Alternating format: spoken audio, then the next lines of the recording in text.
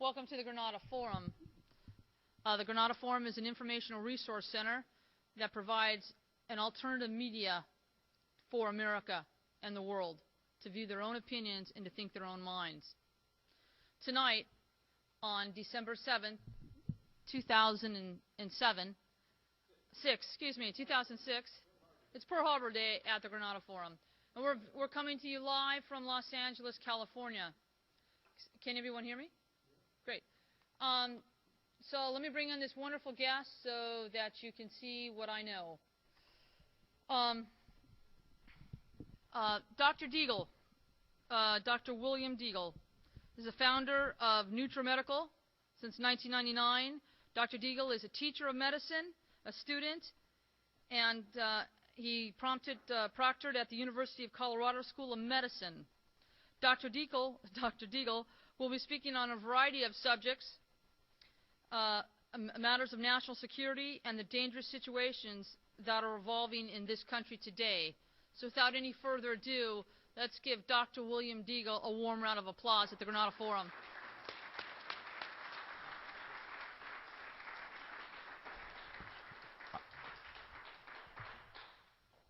Thanks, everyone. I really want to thank everybody that came out tonight. And as I say, everybody that's here is supposed to be here. However, many or few there are, I hope there are many that are going to be watching this on DVD and online, because some of the things I'm going to say tonight hopefully will not only inform but transform you, so that when you're finished the seminar tonight, there'll be things you'll hear tonight that you've never heard in your whole life, even if you've been studying this area for a long time. What I'm going to do is it'll integrate. You always learn what you know that's related to things you previously knew. And some of those are not just physical things, because we're a spirit being. We know things in the intellectual realm, but we also know spirit words and spirit thoughts and realities.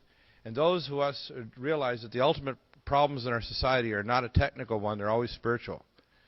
And that transcends religion. Religion is a substitute. So we're going to talk about 4 different talks tonight. And if I can get my my PowerPoint behaving here, we are ready to view the show. Firstly, conspiracy realities of 9/11 to avian flu and beyond. And I'm going to deal with both fact, not conjecture. I try to give you both a forest and a trees view, so you'll see things tonight that probably you knew and things you didn't know. Some of it's going to be very shocking.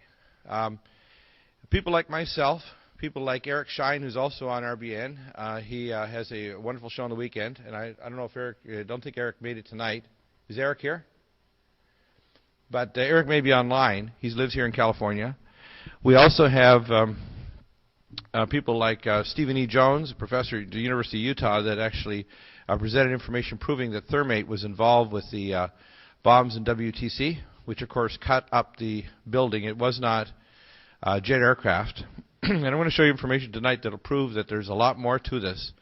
And I'm going to bring you not just at the end of one maze, but I'm going to show you the matrix of all of the mazes, hopefully, tonight. As far as as I say, the rabbit trail will take you. So without ado, let's go on to the next slide. In 1995, I was working at Penrose St. Francis Hospital in Colorado Springs as an occupational doctor. And what they like to do is they had a habit of wanting to hire civilian doctors. I was a civilian, although I'd worked with the military many years in both Canada and the United States. I'm a dual citizen. I'm from Detroit, Michigan. Licensed in 3 provinces. Is it cutting it off? Ooh, how's that doing that? I think maybe the slide projector can be moved just a bit.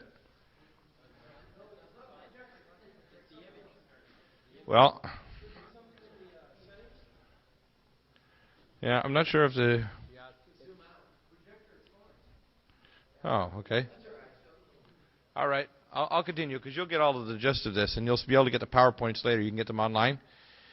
I worked at Penrose St. Francis Hospital, and we had my boss, Major George Swinder, was supposed to actually do the exit exam on the Oklahoma City Forensic Munitions team that came back from the Murrah building when it was exploded in 1995. And he was away, and I was the senior doctor. I'm going to be 55 this February. I've been in practice for almost 30 years. Practiced about everything you can imagine, from emergency department, intensive care, burn units, trauma units, ICUs in the middle of nowhere, 300 miles from everywhere you can imagine. in the middle of mountains to military and nuclear medicine, and also handled the teams working in Operation Top Off and movement of our bioweapons, nuclear weapons, and also with facilities such as U.S. Space Command, Strategic Defense Command, Star Wars, Falcon Air Force Base, etc. And what happened is in this time, one of the 5 gentlemen told me that he wanted me to do further evaluations of him because he had radiation exposure. And of course, I was a chemist before I went into medicine and did marine bacteriology research. I was a charter member of Greenpeace back in the early 70s before I went into medicine. And I said, well, this was an ANFO bomb. It was a ammonium nitrate bomb. That couldn't cause radiation burns. He said, you don't understand. I said, look, unless you tell me the truth, I'm not going to do anything for you. You know, gruff old ER doc. And he said, after he broke down after about 15 minutes, he actually started to almost cry. He was pupils pinpoint, ashen white, scared to death. And this guy's a special op military munitions guy that works around things like, you know, high explosives. So obviously, that's not the kind of person that's a special op guy that gets scared easy. So he told me in great detail over the next 2 hours and 15 minutes how the Oklahoma City Murrah buildings were brought down by micro-nukes that were put in there, a U.S. Army Corps engineer, by FBI and ATF agents, and by thermate and other high explosives, including 2 micro-nukes they removed, and a C4 Pineapple and another C4 that were placed on the inside pillars of the building. I filed that away, but 4.5 months later, his commanders at Fort Carson found out, and he got court-martialed. I've never heard from him again. God knows what happened to him. And when they found out, they hauled me into the conference room and tried to threaten me. And I said, you don't threaten me. I said, because they're in the process of trying to fire me. You know, this is what they call a little rendition. I said, you're going to cut me a check for $35,000, letter of reference, and if you come within 500 miles of me or my family with any of your operatives, I said, I will or my buddies will take you out. And I meant it. And so I got my check cut within a half an hour and a letter of reference. And I left there, but I filed it away. I didn't talk to anybody until I brought the information out on Alex Jones' show a few years ago. In my exposures, I have been in underground cities. I have worked for the Iridium Satellite Project. I've been on the doctor for U.S. Space Command, Strategic Defense, the Echelon Project, and the World Identification. And I've taken care of people that have been in the most classified facilities on the planet in Colorado. And Colorado has more classified material underground there and more computing power, quantum computing, than all the rest of the planet put together by a very large order of magnitude. And most of these facilities are in underground cities. And I was in one of them, and it was very impressive. It's Schriever Air Force Base, 18 miles east of Colorado Springs. And the facility, the main facility building is actually underground about a quarter mile. And it was shielded in 2.5 inches of seamless stainless steel, ringed by an anti-missile system and scalar weapons, as well as a full tactical division of Star Wars weaponry. And they had a quantum array, and I physically walked through the quantum array. It's gallium arsenide Cray 5 computers. You may have heard that these other teraflop computers are the most powerful in the world, and they're liars. The most powerful computer was developed by Seymour Cray, who 11 months after his discovery, his systems went section 11, I believe it is, chapter 11, and he died on the I-25 freeway just north of Air Force Academy in one of these weird accidental deaths, where a car crossed the freeway in complete bright, clean blacktop and completely T-boned his car and crushed him and killed him instantly. Car crossed the freeway in complete bright, clean blacktop and completely T-boned his car and crushed him and killed him instantly. So Seymour Cray had done the impossible. He'd actually, without zero gravity, created a gallium arsenide chip that had to be created at almost minus 200 degrees Kelvin in order to create this chip that allowed quantum computing. To give you an idea, the Cray 4 computer, Cray 5 can do the calculations in teraflops that's equivalent to 100,000 Cray 4s. Gives you an idea just how powerful this is. And I'll show you tonight why quantum computing is part of the matrix they're building and why this is so important. When I walked through the array, they had hundreds and hundreds of Cray computers, all in a giant cube underground, connected by fiber optic high-speed networks. And they weren't just using regular, they were using ultraviolet fiber optics, which is much, much higher speed information transfer. Huge cables the size of your thumb, hundreds and hundreds of them connecting through this array. And if you knew the computing power, they are, and I was told this by my NSA contacts, because I had very high contacts, people that literally on a need-to-know basis the president does not have access to. So a lot of the people don't understand that most of the senior people in our Congress and Senate, if they're watching this video, I'm going to tell them stuff that they don't know, even if they're on the Armed Services Committee. They will not know what I know.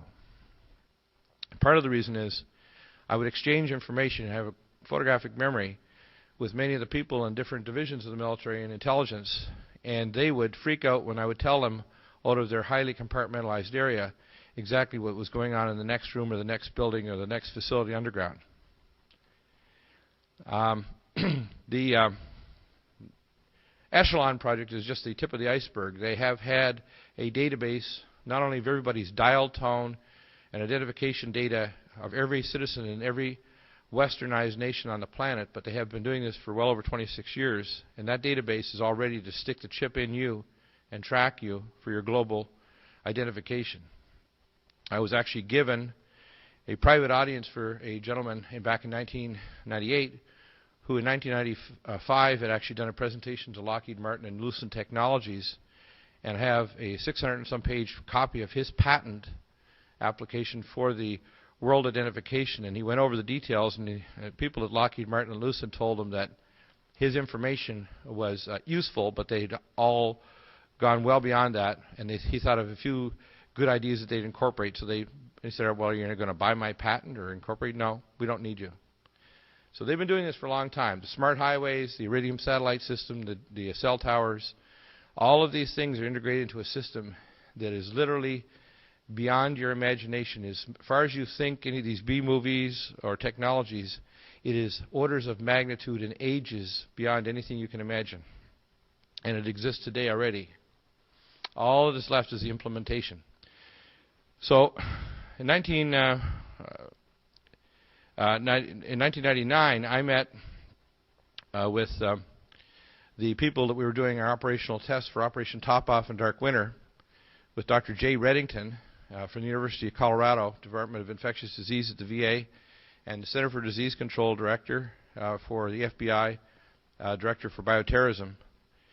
And we were doing simulations. We did bioterrorism simulations at the Performing Arts Center in Denver, and also at the 17th Avenue. And at the Performing Arts Center, we did a simulation where we pretended that it was a release of a bubonic plague and tried to simulate if people would gather the correct information at the local hospitals to be able to back calculate out when the release was and who would have been gotten sick, and knowing how long the incubation period, who would survive.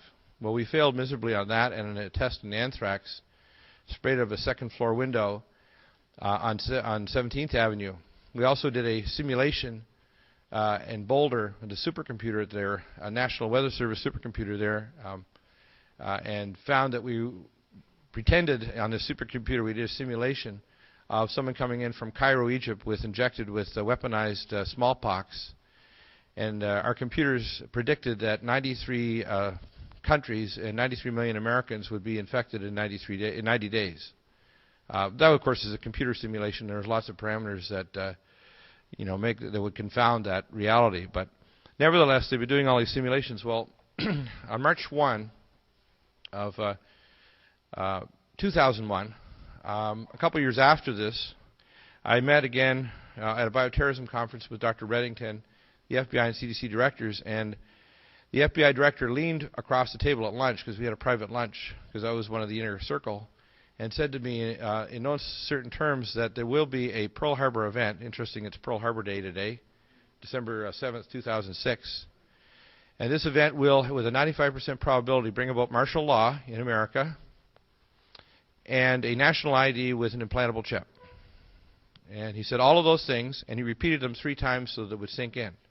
And I asked him questions for the next hour and a half, and because he wouldn't tell me straight out exactly what simulations, because we talked about everything from jet aircraft going into buildings to micro-nukes in cities to bioterrorism release to things in the water to nano weapons to all kinds of things. And One of the scenarios that was one of the top 3 or 4 was jet aircraft going into World Trade Center towers.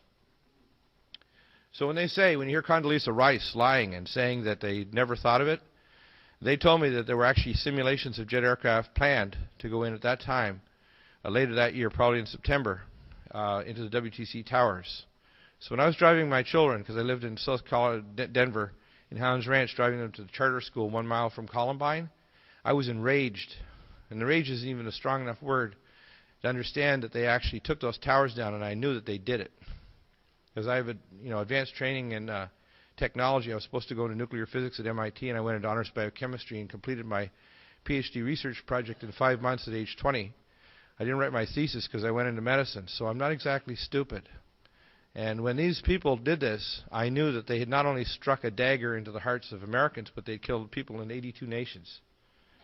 And this is the sentinel event of our century, not just in the physical realm, but in the spiritual realm, because we're actually approaching a thing called the Nexus, which I'm going to talk in my 4th talk about. When we have whistleblowers like Stephen Jones, with his thermate and his very solid science proving it, and Dr. Ward, who spoke on my radio show a few months ago, is a medical doctor who's retired about 9 years, who did a very recent analysis proving that there were micronukes in the building, cars and other vehicles were melted on one side and not the other. Particleization of 2/3 of the total mass of the World Trade Center towers that were turned into nanoparticles. The only thing that could have done that was nukes. There is no other conclusion. It's not something that's open to discussion or anything else, because even high explosives couldn't have done what was found there. And there were reports, not only by the Pentagon, but by other independent sources, that there were radioisotopes detected at some distance away from the WCC towers, as well as the Pentagon. So whether they had a DU-tipped missile or a small bomb or micronukes, there were radioisotopes involved, as well as the high explosives thermate in the bringing down of those towers.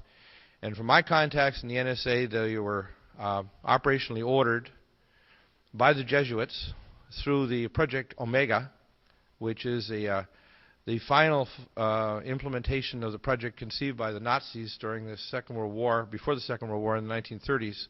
Project Omega is a super agency that oversees all intelligence agencies on the planet. Their underground facilities are in Colorado. It was completed under the operational directorship of George Herbert Walker Bush, the senior Bush. And this agency is involved not only with all the deep underground bases, but also our off-world facilities and our off-world fleets of space-based aircraft and other advanced technologies that you can't imagine exist. So the level of evil is beyond imagination. So the level of evil is beyond imagination. Let's see. Cooperate. Now I just have to get it to change. Here we go. Well, the Patriot Act, does anybody know what Patriot means? Well, what it means is providing advanced technologies to receive and intercept operational terrorism. It has nothing to do with patriotism. This Patriot Act, by the way, I had my special op in Delta because I taught the course February 12th, 2002 to the special op in Delta. We're auditioning we're auditing my course for the American Academy of Environmental Medicine. I was a primary professor teaching the course in bioterrorism in St. Louis in February 12th, 2002.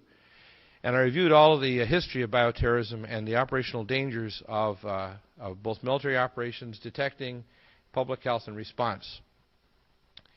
And after, for the next 3 or 4 days, I exchanged stories with all these guys, and their eyes lit up, even fellows that had been in lots of countries doing lots of bad things, killing people and breaking things. But I freaked them out, but what I knew, and they taught me a lot of stuff. And they're my best buddies, because they love hearing somebody like me that's out of the box and not afraid. I'm not afraid to die tonight, because if we don't fight this, we're all dead.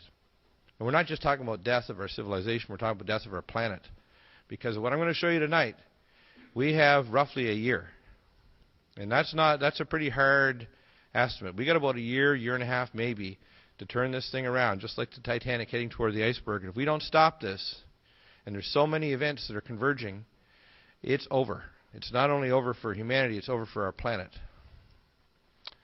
Because we're involved in something much bigger than the New World Order. And that's why when you hear various patriots to talk about one issue or another and they lock onto it alone, I'm going to show you the forest and the trees, so you'll see things tonight that even if you focus on a few issues, you're going to hear things that are going to be very shocking to you tonight. So the large sections of the Patriot Act I actually received from my Special Op Delta buddies that I taught and worked with back in Colorado. And I received them 2 years before 9/11. That's interesting, isn't it? Parts of the Patriot Act have been written, and I was told by my friends, were around, sitting around documents in the Pentagon and elsewhere for up to 12 to 15 years before 9/11. So they've been in the works for decades. And again, just repeating that, if you see that statement there will be a Pearl Harbor event. And that's serious when we're talking about a Pearl Harbor event. Now, the next big thing you need to be really aware of is the avian flu. And I'm going to tell you a story about this. And you might hear disinformation saying it's not going to be a problem. Don't believe it. This is the Brainiac virus. This virus is the most intelligent, deadly weapon that has ever been released. There is nothing like it in history. And the reason why, and I'll tell you why it is, and this is a very interesting story. I've had Dr. Henry L. Nyman on my program from Recombinomics for the past 2 years until about 4 months ago. Henry was on about every 2 weeks. He's also on the Jeff Rentz show. And I like to do a lot of my own producing. So I spend dozens and hundreds of hours. Sometimes I'm working 20, 22 hours a day trying to collect material and analyze it. Because I know when I look around to see if they're my colleagues, my doctors, I call my quivering, white-coated colleagues who are shivering jellyfish, if they will back me up or if they'll try to corroborate, or scientists. Well, Dr. Nyman is a genius. There's no doubt. He has more patents on gene analysis, on viral sequencing and recombination, and his theories are correct. Recombination is how viruses change. They don't change by mutation, contrary to Dr. Fauci, the monster Fauci, who was behind the HIV spread and research, and Dr. Gerberding, who is the head of the Center for Disease Control, who's also involved intimately with the National Institute of Allergy and Infectious Disease and the World Health Organization on the resurrection and the promulgation of this plague. And the money trail goes right back to the Rothschilds and the Jesuits. Okay? Now, I received the documents when I went to speak against fetal tissue transplantation and cyborg research at Human Life International, a private audience with the International Board, March 16, 1997. And when I spoke to the International Board of their top doctors and scientists at HLI in Zurich, they gave me almost 8 inches of documentation, not only about the avian flu, but about the AIDS virus and about vaccines to create sterile populations in sub-Saharan Africa to get rid of 185 excess sub-Saharan Africans. The AIDS virus was created directly under the control of the World Health Organization and the globalists, and I received those documents. And I personally was recruited in 1974 to take a year off of medical school and do my PhD in virology with the CIA in Uganda to actually work on retroviruses and recombination to actually create the AIDS virus. So I turned it down. But I know firsthand, not secondhand about this, but I have further corroboration from my documents I got March 16, 1997. Well, the most disturbing is the avian flu.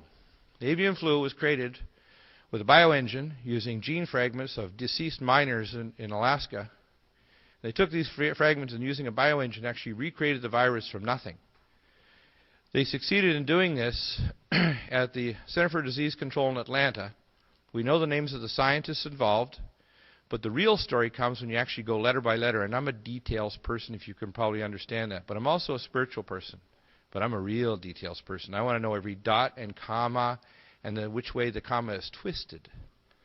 And so I started analyzing the DNA sequences over the last few years and spending many, many hours on the phone off air talking to Dr. Nyman, pulling every article in the world up on avian flu. And what I discovered was very, very disturbing. The lethal genes, if you look at this, the same gene polymorphisms that killed my grandmother's brother and sister in the 1918-1919 pandemic. Her sister died, And then a week later, because the brother had held his sister at graveside before the coffin was closed, he died. So I have a personal vendetta with this. Because this virus, by the way, you should know the 1918 flu was created through viral pass-through technologies that were being developed under the vice president at the time of Theodore Roosevelt. So we've actually had bioweapons programs in operation for over a century in America. The virus originated in Fort Lupton, Kansas, beside a military base. And if you line up the DNA letters are a perfect match for the human WSN33 human strain of virus, which is the oldest strain in American databases, and the Iowa pig flu strain from the 1930s. The oldest strains, you can line up the DNA letters and show that the 1918 flu is a human-pig hybrid. But what you find is the H5N1, the very first strain analyzed, which is... We're going to start the next talk, and now that we're tiring you out, we're going to talk about wellness now. And then my last talk is going to be talking about some stuff that I'm sure you're going to want to know. We're going to save the best for the last. But this talk here, you should know, this is for those people who want to live, or if they're sick, they want to live longer. It's living, basically, solutions to wellness challenges in a toxic world. And once you see this, you realize why the medical system is so goddamn corrupt. And when I say that, I'm not saying it to be obscene. I'm saying it because my doctor colleagues and my medical board in the state of Colorado are a bunch of criminals. The hospital-based systems, the big pharma and big chema, these people are criminals on the level of Dr. Mengele. They would make any of the high priests in any ancient civilization cry for the horrendous horrors that have been perpetrated by these monsters. The hospital-based systems, the big pharma and big chema, these people are criminals on the level of Dr. Mengele. They would make any of the high priests in any ancient civilization cry for the horrendous horrors that have been perpetrated by these monsters. For example, the war against pain doctors, and a good part of my practice is pain medicine, and the war against pain patients is because the government, the DEA and the Department of Justice, brings the drugs into America to the tune of $500 billion to $250 billion per year. You need to know the primary thing funding these weird projects like human cyborg research, underground cities, off-world facilities, etc., and Star Wars-based weapon systems is not through oversight by the Senate Arms Committee of the Senate or the Congress. It is brought in under the military-industrial mind control complex corporations, transnational corporations, and these secret brotherhoods who are above the government. And it was spoken of by Eisenhower. This is reality. This is not an imaginary thing. This is a real catastrophe we're facing. So I hope my thing keeps on getting sleepy. Now, you're not going to get sleepy on me. Solutions to wellness. Now, everybody can see that. And the types of pollution challenges, and we're dealing with toxic heavy metals and chemicals in the air, food and water. Excitotoxins. Does anybody know what it is? An excitotoxin is a toxin that excites your brain and makes it fire. It brings what's called an action potential. Xenoestrogens are molecules that look like hormones, but they aren't. Like xenoestrogen looks like estrogen molecules, so it's feminizing fish. It's feminizing men. In places like in London, England, where they recycle the water, the xenoestrogens in the birth control pill and the other chemotherapy and the other toxic things put in the water, like dumped from fertilizer plants and fuel rod production facilities, literally is rewiring the brains of men. And the reason why we have so much prostate and other cancer, a good part of it is in fact caused by xenoestrogens. Sulfuryl fluoride, I'm sorry that was a misspelling there, but sulfuryl fluoride is just approved spraying of our crops, which means you can get more fluoride by eating your veggies than brushing your teeth now. Fluoride is toxic, and it destroys the pineal gland, which is the connection between the pineal, which is, of course, if you study, and I'll use the term chakra, although I'm not a Buddhist. I know information that's well beyond the level of the Buddhists. But the upper chakra, if you want to call it, really is not a chakra. It's actually just the point at which the silver cord is attached between your bioplasmic spirit body and your physical body through the pineal gland. And that connection is made through the pineal. Does that make sense? that if you see water and why you look at all the sacred temples through all history, they're all made in the sacred architecture of Psi and Phi, which is why all the ancient societies had sacred mathematical schools. So you look at the Pythagoreans, the ancient societies in China and elsewhere, they knew that if you made archetypes and shapes of objects made of stone and other objects, including certain metallic ions and the mineral content of the, you were able to actually create what's called scalar archetypes that could create certain biological effects. Does that make sense? So what they did is that's why you'll see, if you look at Masaru Emoto's work on water, for example, one of the things that we'll be putting on our website soon are special wands from Global Light Network that can actually change the structure of the water to help with specific conditions, because the way your body works is through scalar physics, and I'm going to talk about that here a little later in the second talk. Electromagnetic pollution, thermal and non-thermal. We're going to have Dr. Carlo, who was hired by the cell phone companies to do research on it, and cell phones cause scalar interference. They have sideband microwaves and other frequencies that actually talk at the same frequencies that your cells talk to each other. And the way they talk, and the best way to think of it is if you think of the biomolecules as tuning forks welded to a rail. And if you hit one tuning fork with a pulse of energy, that energy jumps down the rail, and it actually jumps down the rail at the speed of light. It's a phonon, meaning a coherent sound, and it's a maser or mazed infrared light. So it has both light and sound properties. That's how all life forms talk to each other.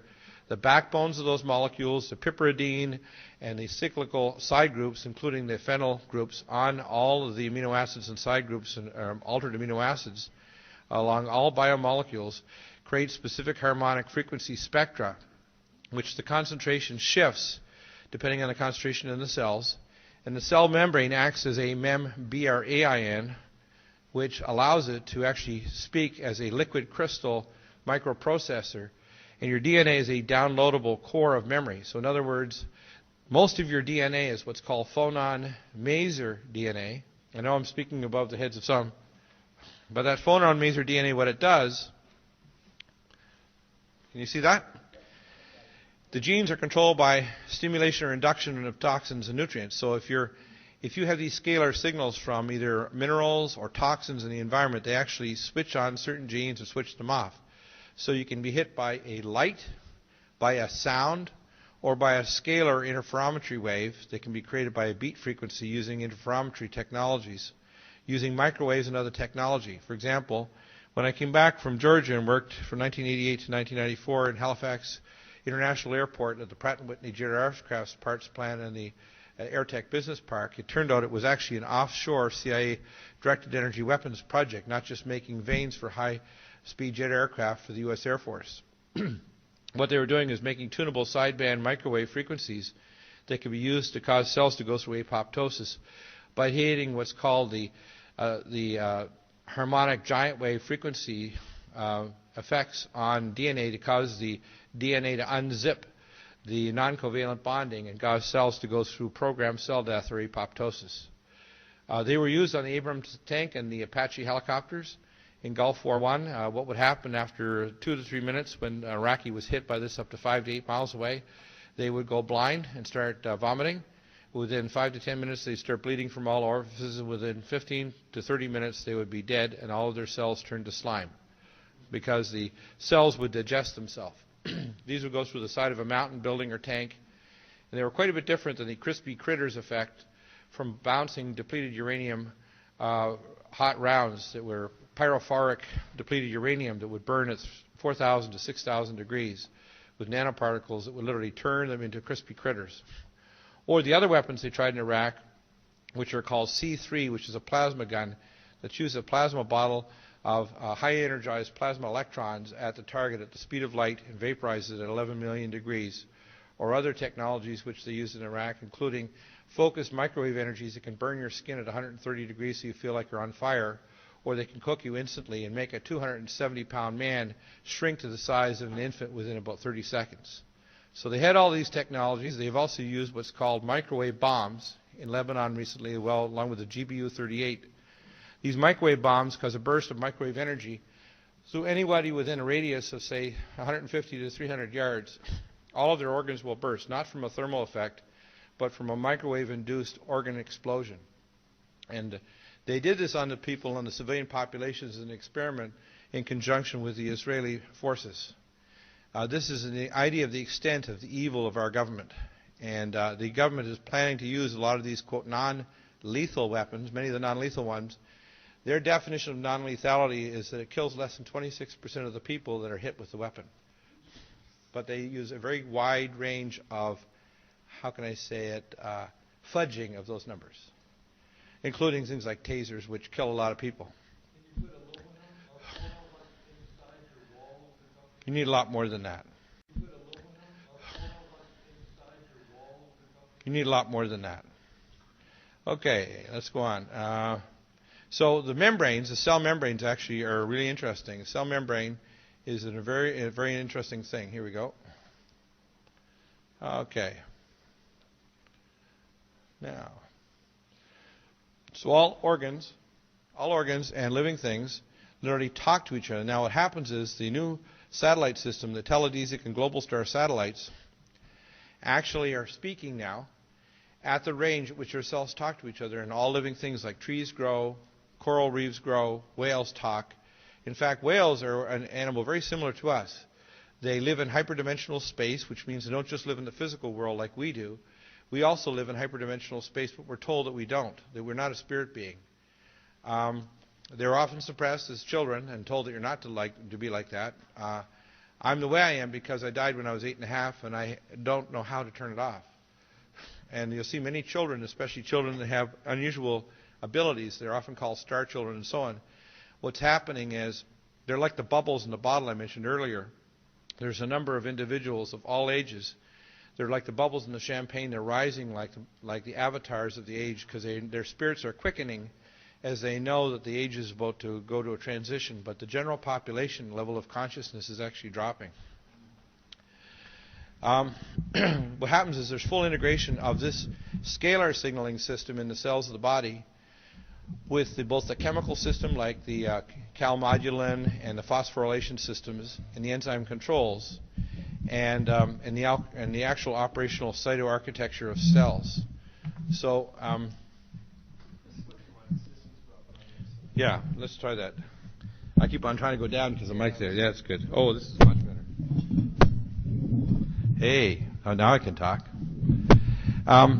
Why do you need to know this? Well, I spoke a little fast and it's advanced technology, but you need to know that Raymond Rife was exactly right. The problem with the Rife machine is you need to have precise frequencies, and if it's not precise, it does nothing, or it can actually be harmful. They have bombs. The U.S. has had bombs since the 1970s, and so have the Russians. That is called scalar bombs. They can actually, if they release something like the avian flu, they can drop a scalar bomb and cover an area as large as maybe 1,500 radio miles, and they can kill a specific organism with a specific targeted frequency that will wipe it out. So let's say there was a outbreak of avian flu. They actually can drop a couple scalar bombs and you wouldn't even know it hit North America, and those scalar bombs would actually explode, creating a scalar harmonic wave that would rupture every single avian flu virus, but they won't do it, I can guarantee it. Now, I'll give you some things you can do to protect yourself against a lot of these bioweapons, but the government doesn't want you to know that these same technologies used to kill could also wipe out most of the known diseases we have, extend human lifespan many, many times so people would be living centuries or millennia, regenerate organs, and stop literally all of the mental illness and other problems which are increasing because of the increasingly toxic world and the increased levels of electromagnetic and scalar pollution. So they don't want you to know this stuff.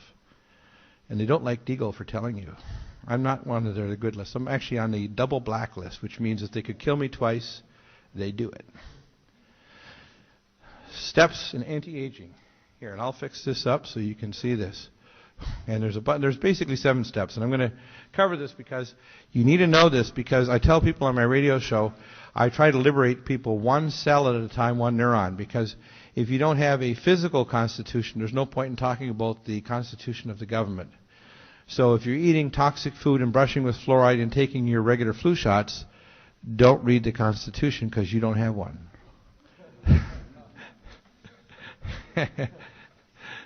In other words, you're not going to have a brain to think in a year or 2 or 10 years anyway, so who cares? Detoxification from chemicals, heavy metals. Most of the heavy metals that are in our water supplies and so on now are literally trash burned in the third world where they have no environmental standards. We need to get rid of hormones, chemicals, scalar and non-scalar pollution. You need to alkalinize your body. You need to oxygenate. When you alkalinize the body, the oxygen gets through the cells, the toxins come out. It also improves what's called the key or the bioplasmatic hologram of your body. The body actually has if you look at a Kirlian photograph, which they can do in other things, and other advanced technologies, you can actually see if you want to call it the bioelectric hologram of what your cells are. And all the cells, as they're connected through the tight junctions, which are 4 angstrom J junctions, actually tell the cells how to become what they are. So only about 7% of your DNA codes for proteins, 93% codes for the hologram of what you are. Remineralization. You need to remineralize your organs. Most people don't realize that their organ systems are all demineralized. Your organ systems, your hypothalamus and pituitary. When your pituitary and hypothalamus go, you don't release growth hormones, so you can't heal your organs. Your release of sex hormones, DHEA, the control of your thyroid, everything goes. So if you don't remineralize your main pathways, especially in the brain and hypothalamus, you cannot heal. Hormonal rejuvenation. You need to be able to release growth hormone. Everybody makes plenty of growth hormone, but you need to be able to release it. You need to support DHEA. If you measure men's levels of DHEA, if it's low, they're at very high risk of heart disease especially. Pregnenolone and adaptogens like maca. Genetic protection. You need super high ORAC antioxidants like goji, noni, ASEA, alpha-R lipoic acid and beyond. And I have lots of other things. I'm just giving you a few examples here.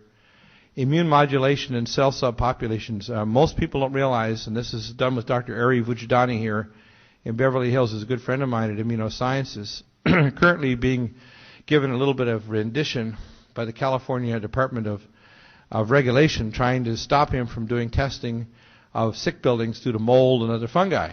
And the reason why is because Dr. Ari is the most brilliant immunologist probably in modern history. And he does advanced testing for our American Academy of Environmental Medicine, where I'm a member and a teacher. And they don't want people to know that the average American is losing 3 to 5% of their immune system in all age groups per decade, and it's cumulative. So whether you're a 5 to 10-year-old female or a 35-year-old male, if your immune system decreases, your natural killer cells and your subpopulations of CD4 cells drop, you're going to get Lyme disease, you're going to get cytomegalovirus, Mycoplasma fermentans, you're going to get sick, and you're going to get cancer. And that's their plan. Scalar holographic induction, morphogenic fields. I developed a machine 23 years ago, built 12 of them, with a Canadian government grant that generates what's called a morphogenic field, and I worked out the quantum physics of how actually quantum biology works. And I'm going to hopefully have time to go down and talk to Dr. David Steenblock. He's the top umbilical cord adult stem cell research doctor in North America, probably the top in the world actually. There's 3 or 4 other doctors, but I think he's number 1. And he's been able to reverse things like cerebral palsy by injection of stem cells that cross the blood-brain barrier using special techniques at his hospital down in Tijuana. He's been able to reverse congestive heart failure and renal failure. He's been able to regenerate brains after stroke and heart and other damage. We are on the verge, literally, of a revolution in medicine that's going to completely change the nature. That'll integrate natural nutraceuticals, detoxification, genetic, molecular, and scalar holographic technologies. But the government does not want you to know this stuff. Because a smart 150-year-old that can play tennis with their great-great-grandchildren and can run 2 or 3 chessboards at the same time and read 5 books a day is not a good thing for a government that wants to control them. My mother is 80, just was 80 a few days ago, and she reads 5 books a week. She doesn't watch television. For every hour you watch television, you lose a point of IQ. And some people are in a deficit. They have like an IQ of minus 345,000. For every hour you watch television, you lose a point of IQ. And some people are in a deficit. They have like an IQ of minus 345,000. Bacteria are a long way up, actually. Liquid activated zeolite. I'm just talking about step number 1. This is an amazing product. It's actually a small little micro cage, and it'll actually electromagnetically or it'll static electrically pull out through charges all kinds of sizes of molecules from lead, mercury, cadmium, even depleted uranium. Phase 1 and Phase 2 detox enzymes. One of my favorites is Chelorex, and another one's called BioCleanse. You'll see them on my website. Also, calcium bentonite clay, and they have the best calcium bentonite clay, the supplier that supplies Global Light that's on our site. And you need to remove these toxins from the GI tract. You can even use it around the dental areas and gums and so on. People really don't understand that most of the time the health professions don't want you to know all these things, because if you're armed with this, then you won't need them very much. You need to remove stealth pathogens. Most people don't realize that diabetics and people that gain weight are gaining weight because they have yeast in their gut, they've got all kinds of stressors, and they've got heavy metal poisoning in their body. So you need to get rid of these yeast infections, bacteria, viruses, fungi, and parasites. Allicin, the first stabilized molecule, that's from garlic. Peter Jostling, who's been on the program a number of times. We have Alamax US out of Chicago. This will kill all known pathogens, including Lyme disease, fungi, bacteria, viruses, and parasites. And it actually goes into the bacterial cell wall and will actually destroy bacteria, even methicillin-resistant Staphylococcus aureus, vancomycin-resistant Enterococcus, and flesh-eating bacteria, as well as Clostridium difficile, which kills between a third and 2/3 of a million Americans every year because of the filthy pigsties we call hospitals. And they won't smarten up. If I could walk through and do an analysis of any hospital in America, I could give your trial lawyers fuel for decades. And they won't listen. I did infectious disease before I went into medicine, and it's absolutely obscene how filthy they are. Super silver is an interesting nanomolecule that actually has been researched by the Infectious Disease Department of the University of Utah, scientists and doctors in India and Africa and elsewhere. It will kill all known pathogens, including cerebral malaria, Chagas, spirochetes, viruses, bacteria, fungi, yeast. It's amazing. So I often will use what I call the 1-2 punch of allicin and super silver, and you'd be amazed how many people will have inflammatory arthritis, autoimmune diseases, allergies, and other problems, and after you start clearing out these stealth pathogens, it just goes. Everybody who has recurring ear infections or sinuses, this is what they've got. Same with irritable bowel syndrome. Irritable bowel just basically is the leaky gut, food allergies, and pathogens down there, like yeast. Step 1, you need I call H2O hygiene, host defenses, operational protection. I designed the first defense kit a year ago, a little over a year ago, with the Lametco International and Keeman's Company in Colorado Springs and 3M Corporation. The first defense tabs are specifically designed to be able to block virus and bacterial tissue entry, and they're amazing. If you take these, they have a thing called polyphenol from Mitsuo Norin in Japan, the first and only stabilized magnesium ECGC catechin, that literally their studies on Japanese males showed that over 20 years, not one male in their study group developed prostate cancer. Not one male. So this is an amazing molecule. You can get other forms of green tea. We have one from Douglas Labs that's also a very powerful form, because the polyphenol is temporarily unavailable while they get a product identification number in Canada, because the Canadian Origin Biomed actually is a manufacturer for North America. But we have lots of amazing things. Defense wipes have lauric acid and niacin, developed by Jonathan Rothschild of Ecological Formulas, and they will kill all pathogenic bacteria. They've been available in animal husbandry for about 25-30 years. And the niacin, then, they kill also all viruses, all the DNA, RNA envelope capsids of all DNA and RNA viruses, and they're totally non-toxic. You carry them in a Ziploc. They're biodegradable. They don't destroy the environment, and they don't do anything to your body. They don't cause neuropathy or leukemia like some of the other cleaners we used years ago in burn units or hospitals. And Immunite is an ionic mineral with humic fulvic and ionic silver, and we also have a 3M mask in there. It's a NIOSH N100. And America makes the best masks in the world. We make the best of lots of stuff.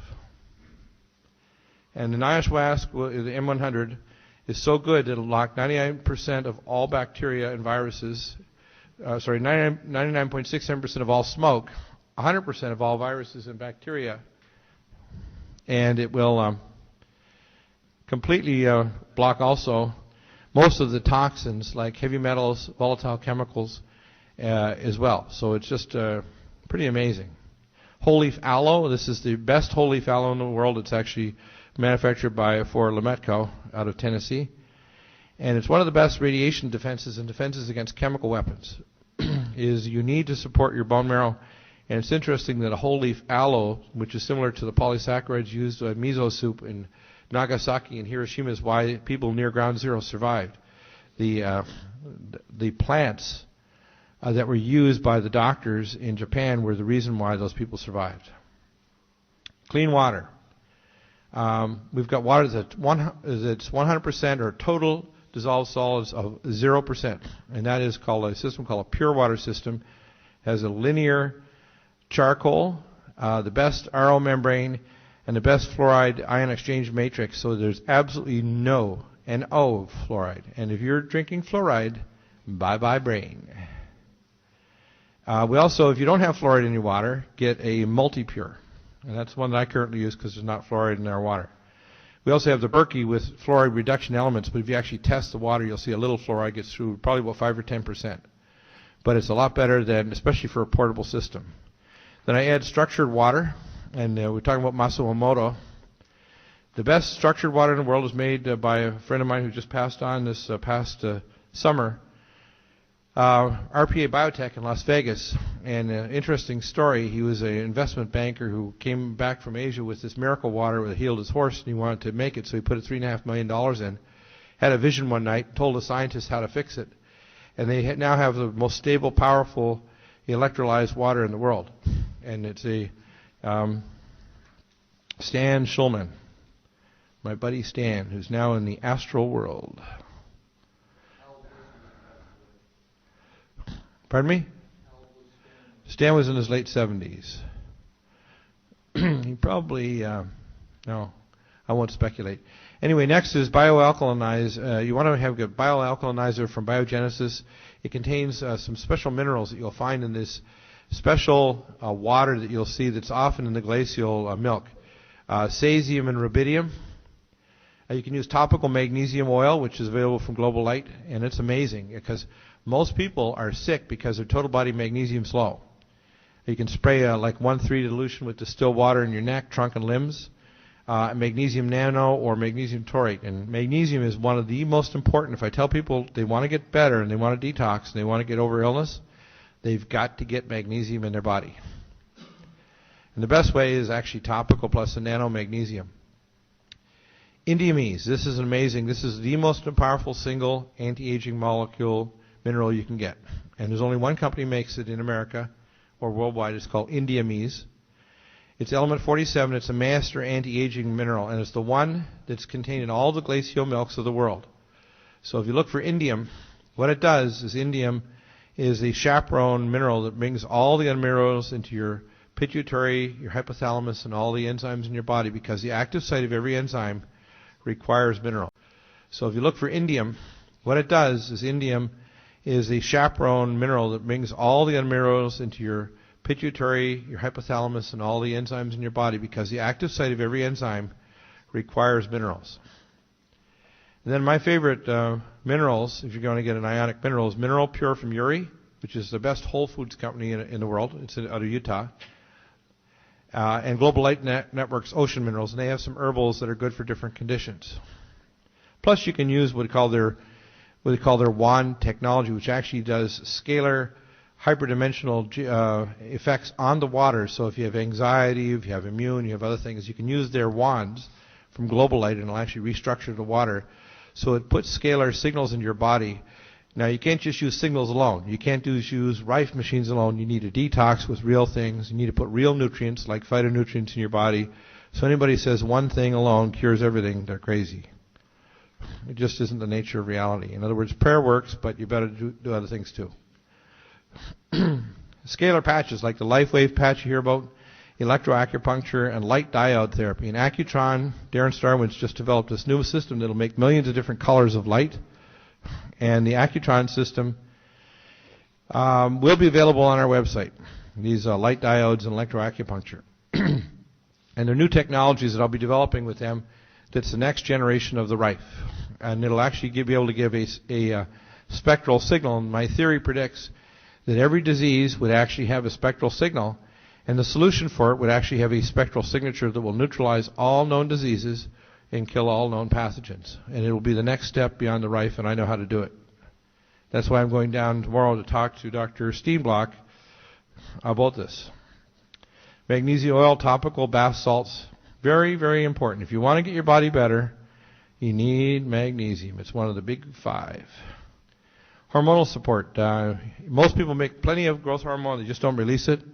Good idea to get amino acids to help you. If your first morning growth hormone is low, if you're in your mid-40s and you're tired or older, you have to assume you may not be releasing growth hormone, and you need moderate exercise of your large muscle groups. So exercise is a vitamin. Vitamin E, exercise.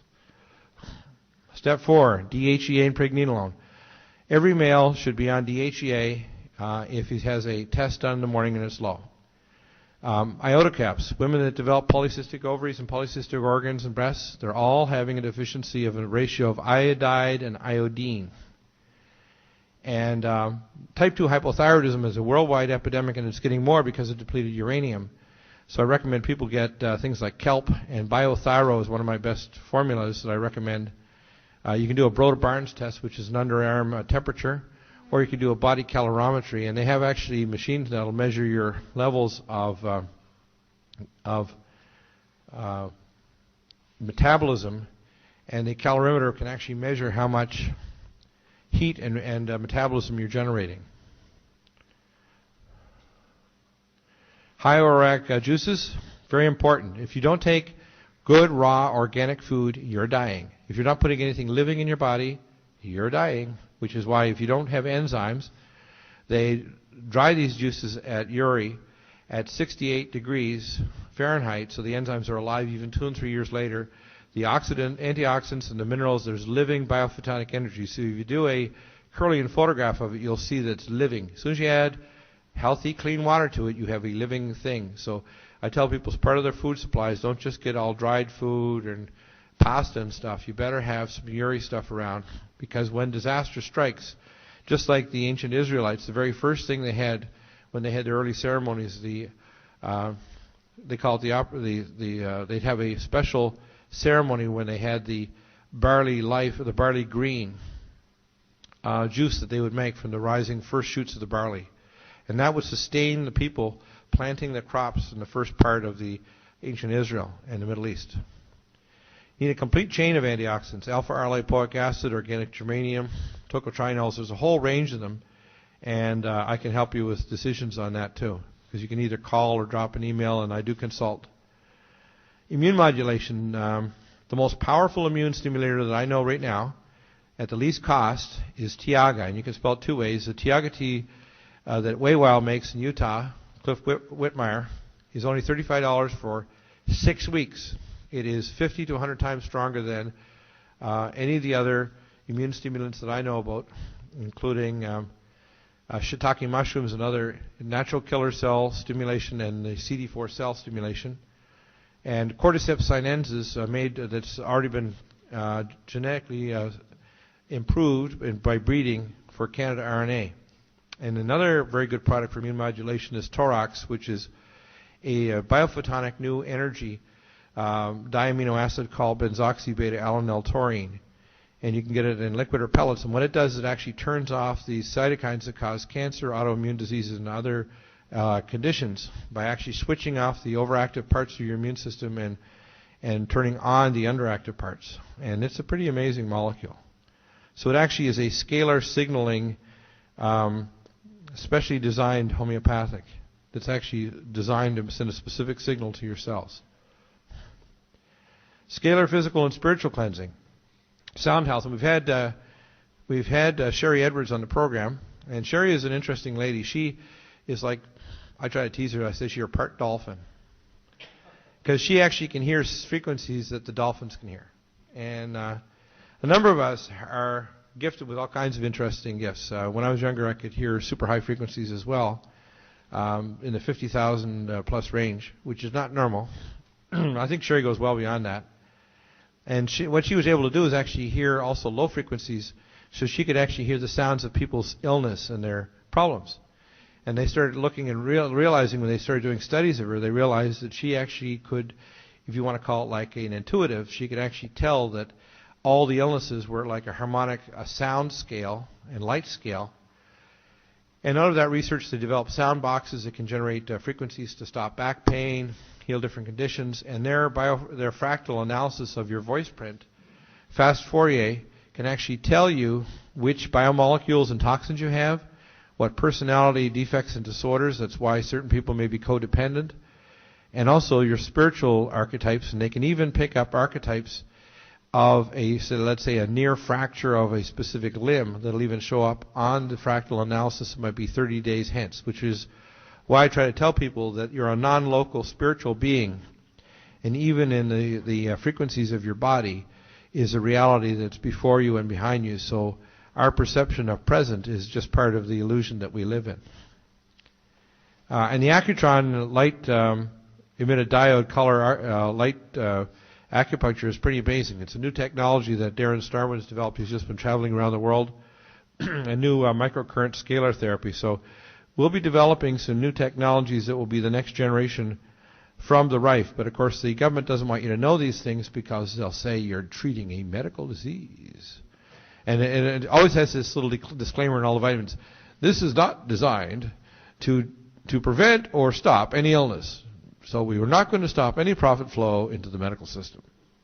Do not take this because it's just wasting your money. Of course. We know who controls the medical schools. Whole brain biofeedback. Earth Pulse Press and Lexicor out of Boulder has the best whole brain biofeedback if you want to get both sides of the cortex going. Dynatans, I developed this machine some years ago. We'll be developing a new version based on this. And the BioPro is an interesting thing. You can get pendants that will stop scalar signals from hitting your body, whether it's from microwaves or other things. You can get chips to go on your cell phone, or you'll see on my laptop here I have a chip, a BioPro chip. It doesn't stop the energy. It takes out the sideband scalar frequencies that literally cause crosstalk between your cells. If you don't have these and you're within close proximity to computers or cell phones, you're literally cooking your cells. And a cell phone is actually inducing an enzyme in your brain called ornithine transcarbamylase that generates inducible nitric oxide synthase and actually creates peroxynitrate that cooks your glial cells and makes your brain cells die. If you don't have these and you're within close proximity to computers or cell phones, you're literally cooking your cells. And a cell phone is actually inducing an enzyme in your brain called ornithine transcarbamylase that generates inducible nitric oxide synthase and actually creates peroxynitrate that cooks your glial cells and makes your brain cells die. So if you're listening to your cell phone with it on the side of your head, you're cooking your little noggin. Don't do it. And we're going to have Dr. Carlo on the show soon, but we have a ton of information. So when they tell you cell phones are safe, the proof in Zurich, Switzerland is it's illegal to sell a cell phone to a child because the side that the cell phone is used has 3 times as high incidence of cochlear, 8th nerve tumors, and leukemia in these children. So when they tell you it's safe, it's because they're making money, and that's cool. And then if you need a consult, this is how to contact me. You can call me at 888-212-8871. And, this is not medical care. It's only informational and educational, but your decisions have to be made with your wellness provider and your doctors, and hopefully this will provide you some options. And I'm trying to teach doctors because what I realized when I was teaching medical students in Colorado, I'd ask them advanced biochemistry, internal metabolism, all kinds of physics. They knew very little. What they knew is they knew enough that when the cheerleaders come bumping in from Big Pharma to tell them the latest drug that will cause somebody else to end up losing the ability to think straight and have erections, that they will sell lots of it. So that's my next talk, and then the big one's coming after that. So if you have any questions, we'll give you a couple minutes, and I need a break because the Energizer Bunny needs to sit down for a minute.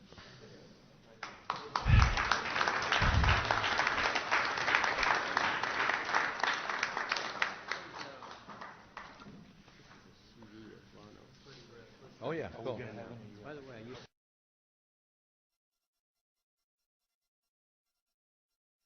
This talk is Questions for the End of the Age. Now, most people that go to these talks or read all the myriad books over the centuries, they're always looking for answers.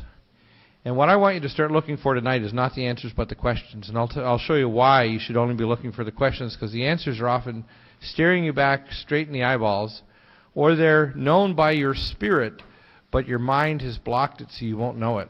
You're literally in a state of unconsciousness. And when you hear what I'm going to tell you tonight, it won't just inform you like I did in the last 3 talks, talking about the electronic cage and the conspiracy reality. So every time you hear the words conspiracy in the future, I want you to think, not theory, but conspiracy reality.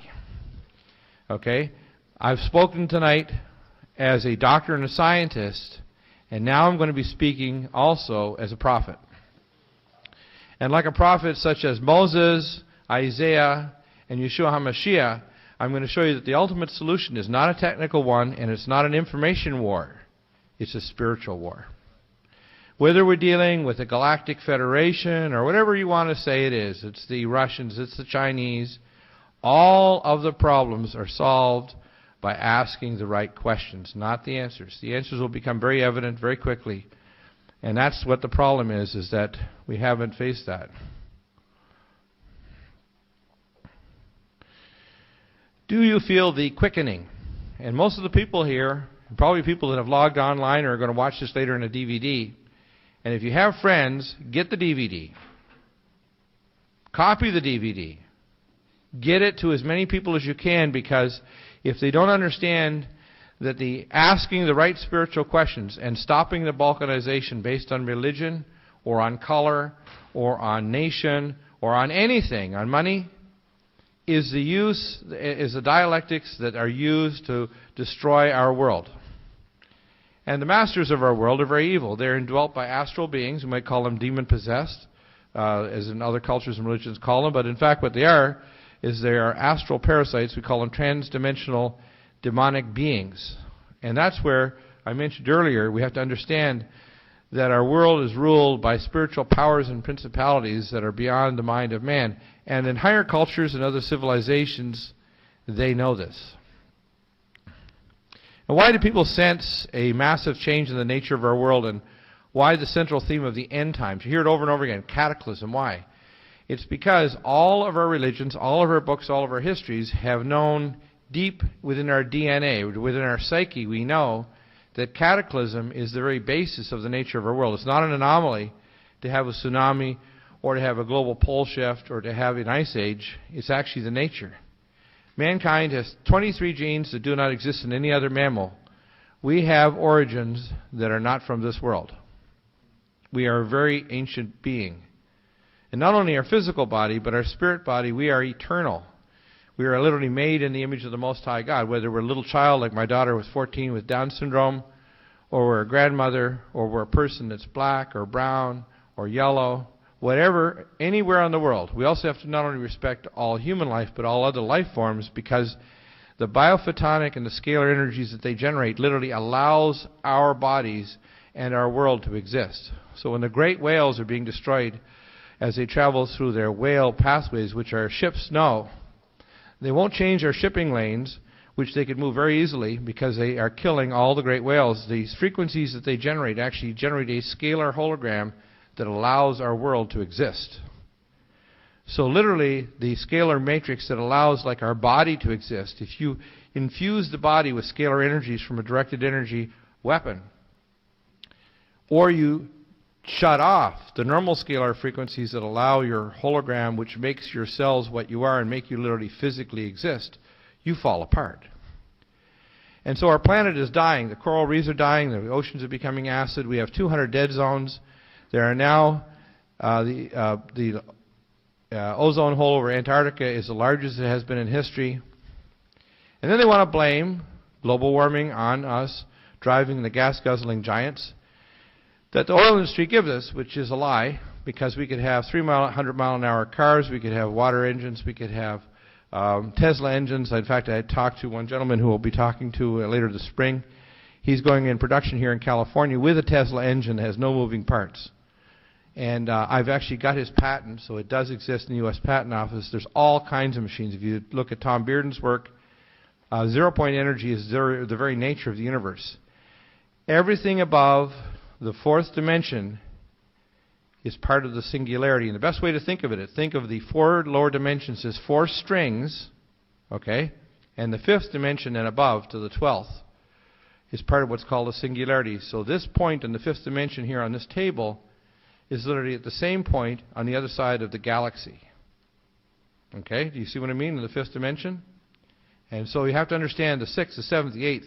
And what's going on is those strings are literally sounding on like a musical instrument on the body of the scalar instrument of the higher dimensional plane. So when you see things like crop circles, what you're actually seeing is the energy being burst from the ionosphere coming down toward Earth and carrying hyperspace archetypes and actually displaying them like images on the ground. So you're actually seeing a transmission of higher dimensional intention that's being translated into intelligent shapes when they're burned on the ground. Does that make sense? So when you see images that show positions of the planets or images of things that look otherworldly, it's because they're from other worlds. Right? And the big thing of the apocalypse is the unveiling, is that we are not the center of the universe, that mankind is not the only sentient being, that the earth is not, they used to say in Copernican ideas that the sun rotated around the earth. Well, I need to say that God does not rotate around man. There was a statement to be made tonight. Man is literally made in the image of the Most High God, and we are the children of the Most High God, and they've stolen that. And I'm going to reveal to you tonight the reasons why the answer to that question is the only solution that will allow us and a remnant of our populations to be sealed with the seal of the Most High God and to go into the next age. There was a statement to be made tonight. Man is literally made in the image of the Most High God, and we are the children of the Most High God, and they've stolen that. And I'm going to reveal to you tonight the reasons why the answer to that question is the only solution that will allow us and a remnant of our populations to be sealed with the seal of the Most High God and to go into the next age. And what does catastrophism have to do with understanding our world geopolitics and climate? Well, quite a bit. Why do most people sense a massive change in the nature of our world? Well, what is the nature of mankind? What is a man? What is a woman? What is a human being? From whatever culture. And if you look and you listen to the shamans and the people of all these different religions, they all think they have the pathway of light.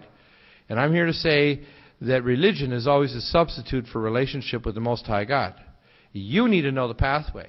And everyone who has a formula, whether they call it the Buddhist formula or the Christian formula, they've all perverted the message. And the real issue is, and the clearest message ever given was by Yeshua HaMashiach, who said, when I return, you shall be as me, and even greater things you shall do, for when I return, you will be exactly the same as me. The real issue is when we go into the bathroom in the morning, we are looking at the Messiah. But we need to realize the reason why evil grows, whether it's geopolitical or medical or legal evil, it's because we have separated responsibility and authority. We have the responsibility to take back this world. And we have the authority. We've given it to fools like George Bush and his junta. We've given it to above government transnational corporations.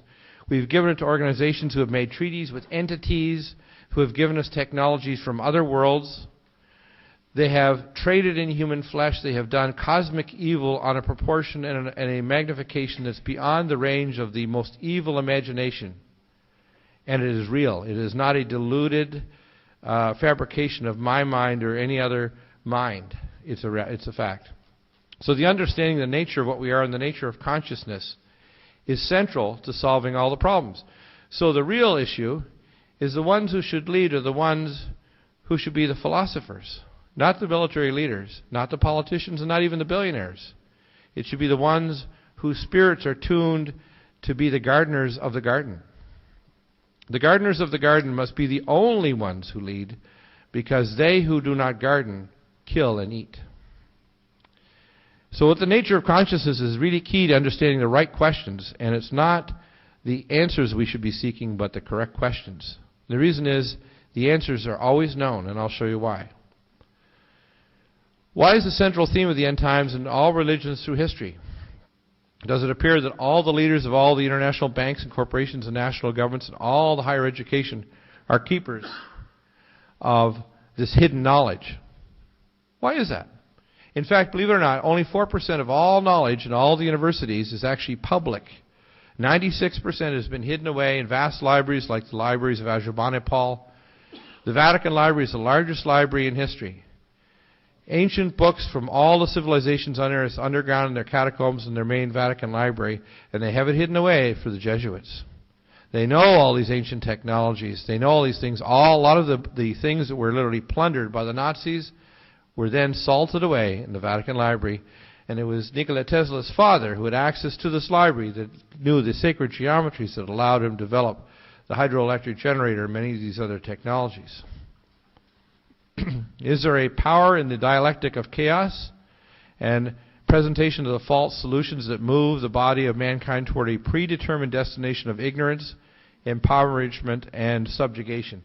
So they're doing it. They're actually the masters of chaos, the dialectics of balkanization, to dumb us down with sulfur fluoride, with scalar technologies, with excitotoxins, with mind tenderizers.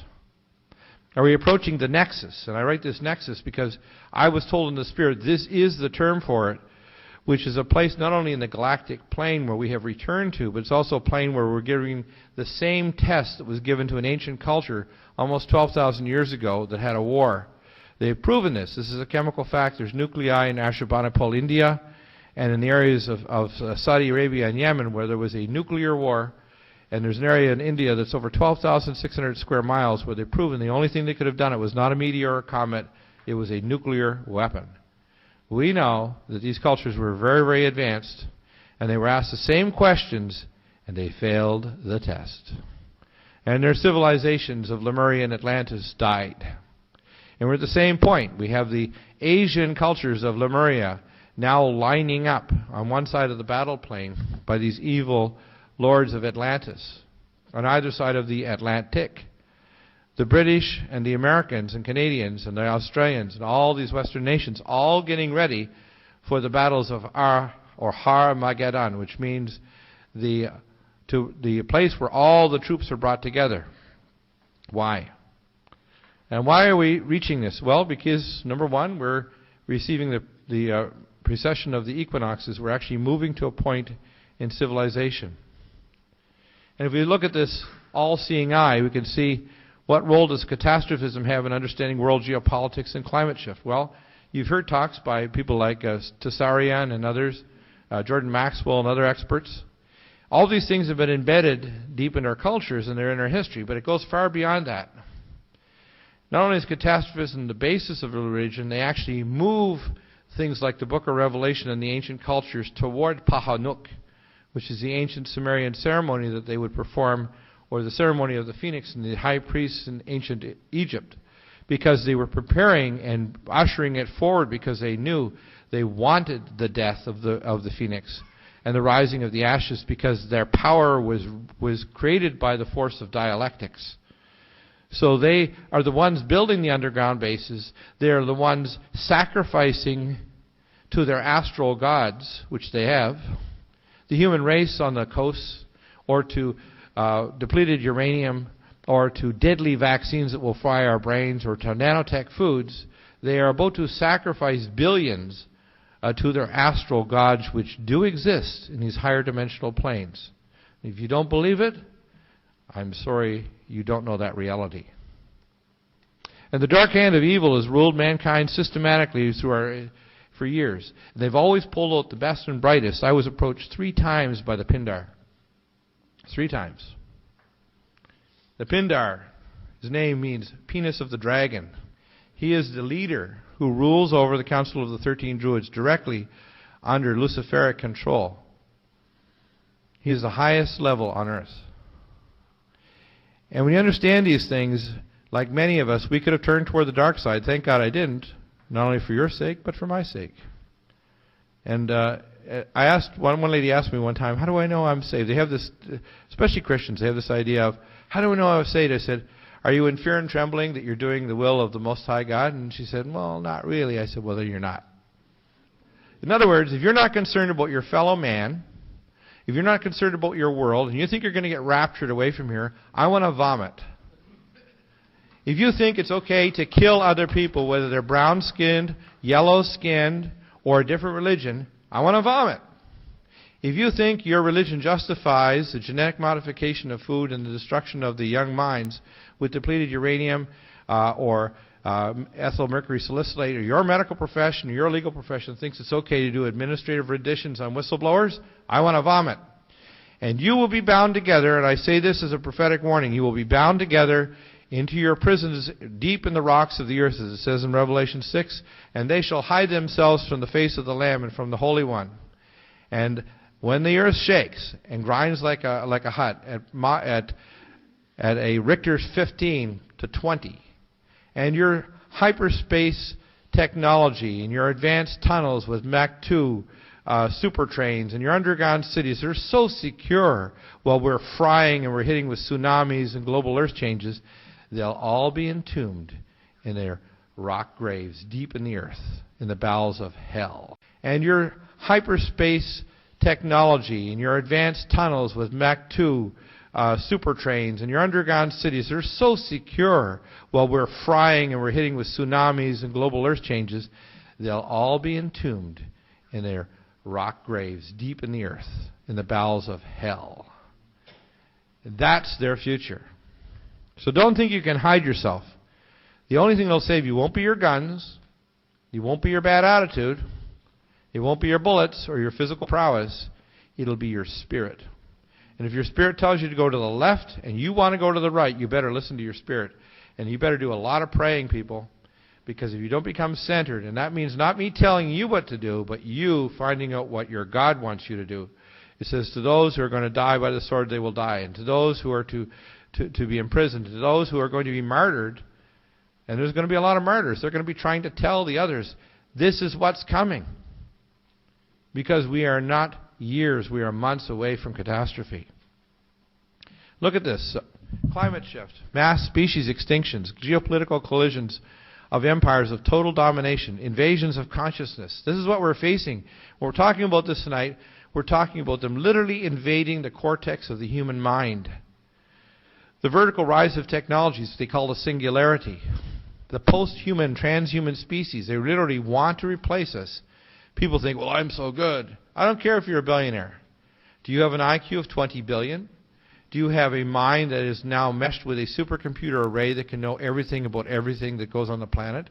Do you have a lifespan of 20,000 years?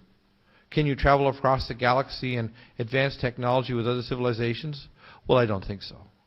So therefore, if you don't recognize what you are as a spirit being first, our civilization will soon end because we will not join the galactic, if you want to call it, civilizations. We are an infant culture about to learn to walk, and they're looking and say, look, he's going to walk. No, oh, he's going to fall down the well.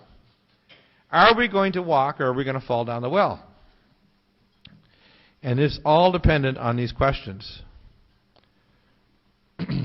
What evidence supports that we are not alone? Every religious book has talked about the seers, or the watchers. I call them long-standing, intelligent, foundational entities. They call them the Ben Elohim in the Bible. Suppressed NASA, SETI, Vatican telescope evidence, all kinds of evidence that we have not only at higher dimensional beings that are astral, we call them demonic, whatever you want to call them, but there are beings in all kinds of civilizations across our galaxy and our cosmos and universe, not only from somewhere, but from some when. And that may be from the past, present, or future. We should not limit ourselves and our minds to understanding the nature of our universe, because those who do not know, as we cross the nexus, not asking these questions is a formula for death. So it's not an optional thing. What evidence supports that we are not alone in the universe? Well, this is like the original list of the Majestic 12. And I have people, I won't go too far down the rabbit trail tonight, but I want people to understand that I have people that want to talk, but they say they don't want to destroy everybody's religion by telling them really what's going on when they go to deep underground military bases.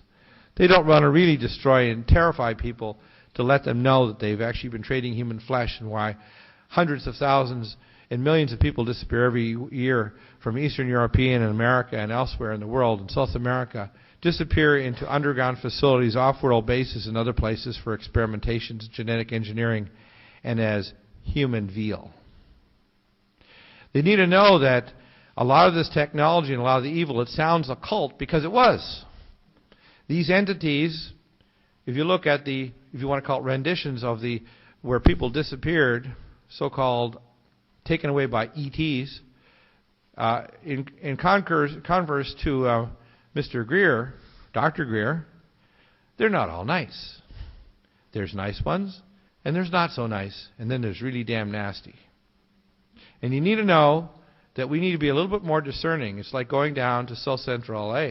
I'm sure you wouldn't go there unless you knew what you were doing. The Thule Society and these people channeled, and again, I've mentioned this before, and there's various individuals that are doing things that I consider very damn dangerous, such as people like Dr. Fred Bell. And he opened up some astral gates using advanced scalar and sacred geometry. These are dangerous. If you play with fire, you're going to open up rents. And that's what they did when they did the Philadelphia experiment. That's what they did when the Nazis opened up these astral gates, and they let these astral vultures and parasites come through this gate. Most of the technology that the Nazis got was through channeling. It's not all a good thing. You should be aware that when you're playing with fire, you may well get turned into a cinder. Okay? So they were seeking stargates. In fact, part of the reason why they invaded Iraq was they were looking for the ancient stargate that was actually at the ancient museum in Iraq. And there's another stargate that's in Iran, which is one of the reasons why they want to get to Iran, because there's another stargate there. They understand this technology of sacred geometry, and these monsters, these idiots, want to open more stargates. Because they get more channeling and more technology and more converse with these entities, they gain more power. That's why when you look at the technology and the writings of people like Blavatsky and the Theosophists, you say, these people were like Harry Potter. They're occultists, Kabbalists. Look, the Kabbalists, the Kabbalah of Babylonia is simply a use of scalar technologies and sounds to summon astral entities. They're no different than warlocks. Let's call it what it is. They're just warlocks. And they might say it's good, but it's not. What evidence that we're not alone in the universe? Well, there's a real picture of a U.S. Air Force tunneling machine. Now that's really old technology. The stuff that I talked about with John Fiala, who's good friends with Phil Schneider, the ones now are tunnel at 120 to 140 foot rock face and go 12 to 14 miles per day. They can either make a matrix city or they can make a unidirectional tunnel. And these tunnels literally lay an inner core that's obsidian, and then they put an inner core that's locked down with a maglev track in it. They vacuum them out, and these tunnel trains actually are traveling at Mach 2.0 to 2.8 underground between places, so they can cross the United States in less than 35 minutes. They connect all the major parts here. They go underneath the oceans. They connect all over the planet.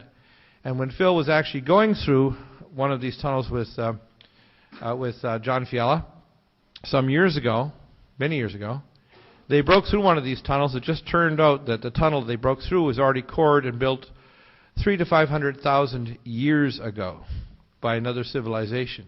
God knows what kinds of creatures, whether they were inhabitants of Earth or visitors. But our world is a very old world. And the very idea that somehow we're only 6,000 years old is asinine. Human beings, to believe that we're living in a young universe is absolutely ridiculous. And if you actually look at the genetics, and I'm a scientist, but I also am a spiritual person, and I synthesize the two together because I call them the two witnesses. And if your mind, which is sharp as a razor, and your spirit, which is open and flies like a dove, if you have the two, you will truly discern the truth, but you need to sharpen both. And if your mind, which is sharp as a razor, and your spirit, which is open and flies like a dove, if you have the two, you will truly discern the truth, but you need to sharpen both. Probably Probably human beings are somewhere between 500 million to several billion years old. We're probably originated on an ancient star system long, long gone, or stars that have long gone supernova. So, well, I don't know. Listen, if there's let's put it this way. Our civilization started trying to clone human beings in 1927. That's the Nazis.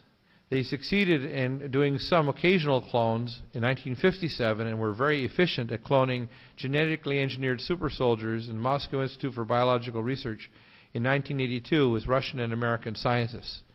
These soldiers, their plan was to actually create super soldiers that would have the genes transplanted for the muscle M zone, so they'd have to accident myosin of the most powerful mammal known, which is a jackal. So they could run at 30 to 35 miles an hour and jump 20 to 30 feet, carry a 300-pound backpack, and literally rip someone's heart out with their hands. And super fast reflexes that are beyond the range of normal human capacities.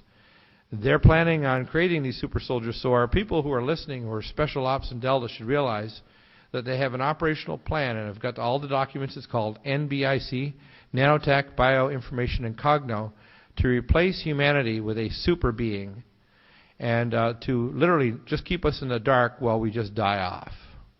Well, I'm here to say they're liars, they're thieves, and they're going to go.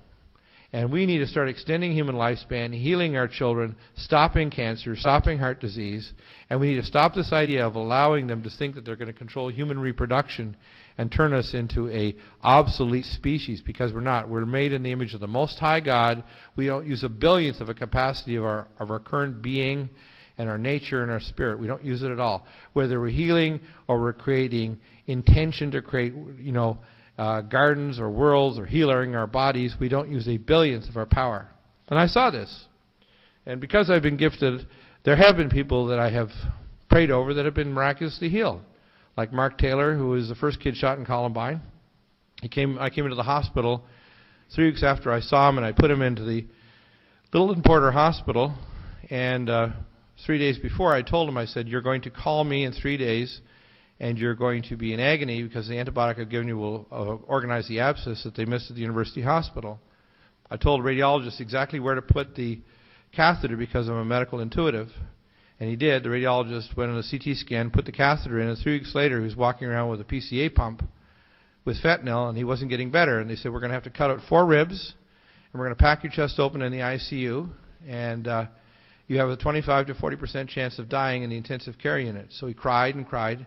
And I prayed with him. I said, God, you're going to have to come through now. And our God is God. That's just like Nebuchadnezzar had to say to Daniel. And I say to you today, like Daniel, who's been in the lion's den, in with these bastards, in with these reprobates, like the Attorney General's Office of Colorado, the Board of Medical Examiners, the military, the Air Force. All these people would threaten me when I wanted to take care of our troops based on the idea that they were exposed to dangerous vaccines and depleted uranium.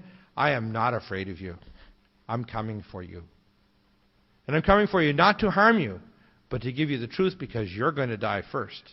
You are actually sealed with the seal of death, because the sealing of the Most High God, the sons and daughters of the Most High, is about to start very soon. And that sealing process, if you don't understand this, it is going to seal you with the death that's coming with the end of this age. It's coming very, very soon. Anybody familiar with this picture? First contact. You just look at what are the goals of the old world disorder? Well, a fully integrated consciousness of all individuals on Earth, a hive mind, caste of genetically engineered, nanotech, and biologically enhanced transhumans. And they're already doing psychotraumas. And a lot of the media, including I call Hollywood, is actually trying to psychotrauma you because they have this all planned. Most of the people that are writing these scripts and so on are feeding it from the NSA and above government agencies, and many of them are channeling this from other entities that have malevolent intentions against humanity. So don't think channeling is all good. It's not. Indications that such a culture will be subjected to a higher alien society with evil intent toward the individual nature of man, freedom of creative and deterministic thought, and promulgation of true electronic cage of mankind and consciousness. And they're doing it. And the biggest thing that I call the devil, or if you want to call it the devil-like societies, or these, quote, ETs, or I called IFEs, identified fiendish extraterrestrials, you should realize that they're not imaginary. They aren't. Sorry. The tiger that you don't believe is a tiger that can eat you. Because he'll still lick his chops after he chews you up and swallows. Is there evidence that the New World Order is alien, transdimensional, demonic? Of course it is. Every religion in history has known this, but somehow our society, being very Cartesian, doesn't know it. To their own detriment and to the laughing hoodwinking of the globalist morons. Even George Bush, just because he's a moron, he happens to be of the bloodline, so he knows a lot of these things, and he's kind of laughing at us, even though he's an idiot. Project Omega, conceived by the Nazis, and George Bush Sr., by the way, isn't an idiot, neither is his son, Jeb. They conceived these things because Project Omega literally is doing it, and they've advanced treaties that have done unbelievable things. Yes, do we have off-world bases? Of course we do. We've had a parallel space program since 1963. We have been doing parallel launches from Vandenberg Air Force Base here in California and on the East Coast. They do parallel launches and monitors it from Houston. And 80% of all the space projects have been for military purposes, including low Earth orbit satellites, star-based weapons, and, of course, they have an entire city on the moon, which they always blot out, that's doing mining for helium-3, which is used for nuclear fusion, for interstellar travel, and for advanced energy technologies. And, of course, these corporations all control the helium-3 because there are 100,000 times more helium-3 on the moon than there is on Earth, because it has a different origin than the planet Earth. Aurora Space Engineers contact on USS Luftwaffe. The Luftwaffe hasn't been gone. Believe it or not, they didn't surrender. The SS did not surrender with the secret treaty of Fort Hunt. And the rat line brought by the senior Jesuit officers and the cardinals and the Pope, they brought them all over here. In fact, they're under the control of them. The Jesuit general. It really is true. Even the largest telescopes in the southern hemisphere that are monitoring the entry of Nibiru are totally under the control of the Vatican. We have a Mars colony, has since 1982, and plans for terraforming 5 different planets and moons in our solar system have already been operationally started. Okay? This is a fact. I was flying back 3 years ago from New York City, and I was sitting beside a senior Sony executive in New York, up in first class, and I said, well, what's new with Sony? And he said, well, we got this new supercomputer. It's a laptop. And I said, oh, that's cool. I said, I'll bet it uses micro laser optic logic. He said, how did you know that? That's classified. I said, my buddy that worked at Signal Saturn Systems, was a senior NSA, and a guy that used to knock off sleepers after World War II, had one on his desk in 1962. And it wasn't human technology. Most of the technologies that you think that we have did not originate in the human mind. These are technologies that have been transferred and trickled. They have technologies that are so far beyond the basis of the human mind and imagination, you can't even imagine it. And it wasn't human technology. Most of the technologies that you think that we have did not originate in the human mind. These are technologies that have been transferred and trickled. They have technologies that are so far beyond the basis of the human mind and imagination, you can't even imagine it. And, of course, a lot of these technologies also have been taken out of ancient libraries. They had electric lights 3,000 years ago in ancient Egypt. Did you know that? They had batteries. And going back even further, if you look at the technology necessary to build the ancient temples, like the temple in Baalbek and the ancient pyramids, they can't be built today. How could they do it? Because they had advanced scalar technology and technologies that we don't imagine, because we're arrogant and think we're the most advanced culture, and we're actually just a culture right before the time that destroyed Atlantis and Lemuria back 12,000 years ago. And there were probably previous cataclysms for more arrogant peoples who thought they knew better because they had advanced toys. What's this? Where did the saucer technology? Well, it was channeled. A lot of this technology, when it was discovered, all of this was transferred to the Skunk Works, to General Dynamics, Lockheed Martin, all these other corporations. the Aurora spacecraft, or the Model Ts now, they got stuff that can go sublight and beyond the speed of light. They got stuff that you can't even imagine. All of this stuff is real. And I know I've talked to the pilots, I talked to engineers that actually work on the Aurora spacecraft. They travel from 5 to 12 Mach.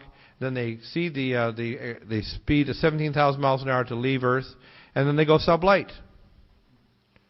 Sublight speed to the moon. Okay? Mind control technologies, HARP, ELF, scalar weapons. They use these in Fallujah and Najaf. They even had a thing called a SWORD, which is a operational robot that if you didn't have your dog tags, they lock on your thermal signal and they kill you, women and children, with both lethal and non-lethal weapons. Of course, it's lethal if you die, but they call it non-lethal because you might not. They're putting in Britain a thing called these Tetris tower systems that are going to be able to lock on with your cell phones and your national ID. They're going to force the British to have so they can hit you with a microwave weapon, and the British are masters at microwave death. The British have killed more people with microwave death, and I can guarantee you that this Litvinenko was a knockoff by the British, because they've been trying to overthrow the Russians, because the Rothschilds that are based in London are not exactly happy with Mr. Vladimir Putin. Mr. Putin has said, I'm a Russian, and I believe that we want to have a Russian empire again. So it is an empire of clay and iron, which is why my website is called Clay and Iron, because it has strong parts and weak parts. It is the last secularis empire, the last secular empire of our world. And religion is secular because it doesn't face the reality of what we are as a being. We have, cell phones like the Nokia system with directed energy to affect our minds, affect our bodies. They can cause heart attacks and strokes. Here's a picture of the main Vatican library. That's the one above the catacombs. I know the people that were right there in Roswell. Actually transferred the bodies. Saw the technology. Saw the bars made of metal that didn't exist. Sorry, people might say, he's a nut talking about this. I don't care. I happen to be a cosmic, messianic Christian, which means I know that my God, which is a God of a billion galaxies and a billion worlds beyond the scope of anything, cares about me and about you. He's that great. And I say he, and the reason why is I don't say because of a sex, male or female, I say he because maleness means separate from the creation itself. God is beyond the creation and above the creation and looks down upon it and is beyond time and space and all dimensions. And disinformation programs are the smoke of a fire that of lies and hide the true nature of contacts, all the contacts. Trickle down of release technologies from above government and transnational corporations, reverse engineering to military, and eventually distant partial civilian release. The technologies that we have is a faint shadow of the reality of what we really do have. Well, is it a physical or spiritual war? Well, it's both. A physical war is circumscribes our time-space perception of consciousness. So people always want to think of the now in terms of locality, but in fact what we are as a being is we're a non-local being. And we are the 1,000 points of light. They have appropriated that term because they are the 1,000 points of darkness. And what they wanted to do is they wanted to steal away our understanding of what we are as a being. And if you look at string theory, the lower dimensions, like the plucked strings in the body of the instrument, are all the higher dimensional planes. Photon entanglement means if you separate a photon, you can actually have in hyperspace the negentropic force, which is a hologram, actually constructs and deterministically makes matter and space and things occur. So when they did their experiments down in Montauk and they actually made their little monster, they actually created this out of hyperspace archetypes, just like when the energy is coming down from the space from the ion field and it creates the crop circles. All it is hyperspace archetypes being imprinted upon the Earth. It's not little spaceships trying to spin around and make little things so to entertain us. They're actually seeing hyperspace archetypes translated across the dimensional void. And when there's a rent, which they can create with a nuclear or a scalar war, which is why our conflicts in our planet cannot be allowed to happen, it can have effects on a cosmic level. So we're dealing with some very, very serious things here that are well more than you can imagine. Is it a physical or a spiritual war? Well, the wall between the physical and the spiritual will disappear when we are enlightened to the true, complete nature of the singularity of universal consciousness. I'm not talking about the kind of consciousness where I don't exist anymore. I exist more because I understand what I am. And you exist more, but I also understand the connectedness of all of us because we're a corporate being. We are all part of the same being. And we literally, as all the spirit beings of the universe, we sing a song that literally creates all possible realities.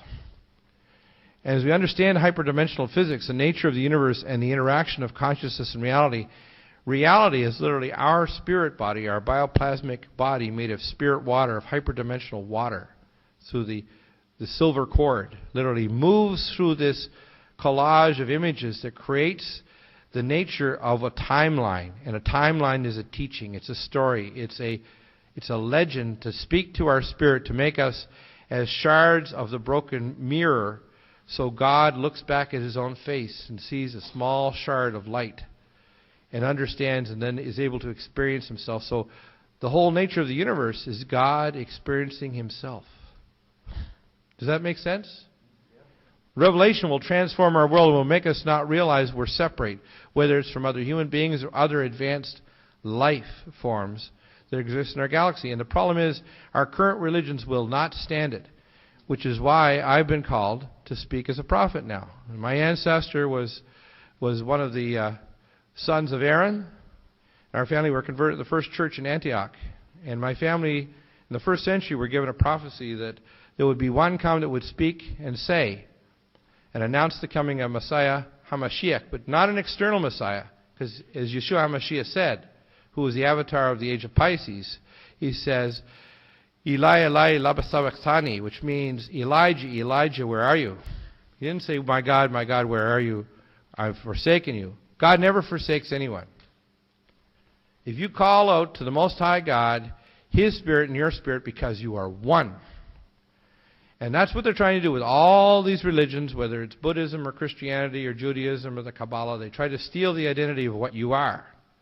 You are a precious, infinitely valuable reflection of the God of this universe. Whether you're a little embryo of a child about to be born, or your little child that's just been blasted with a directed energy weapon in Iraq or Afghanistan, or a Muslim trying to pray, you are a child of the Most High God, and you should be treated with that kind of level of respect.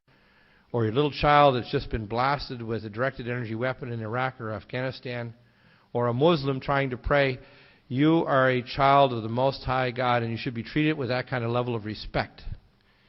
And that's what's been happening there. So the world has had a great darkness, just like the land of Mordor with the trilogy of the Ring. After the Nexus, does Homo Universalis have spirituality or religion? Well, the two are completely anathema. If you have relationship with the Most High God, you have no religion. You may have knowledge and wisdom from it, just like Yeshua HaMashiach was trying to teach us the way. He was not trying to teach us a formula.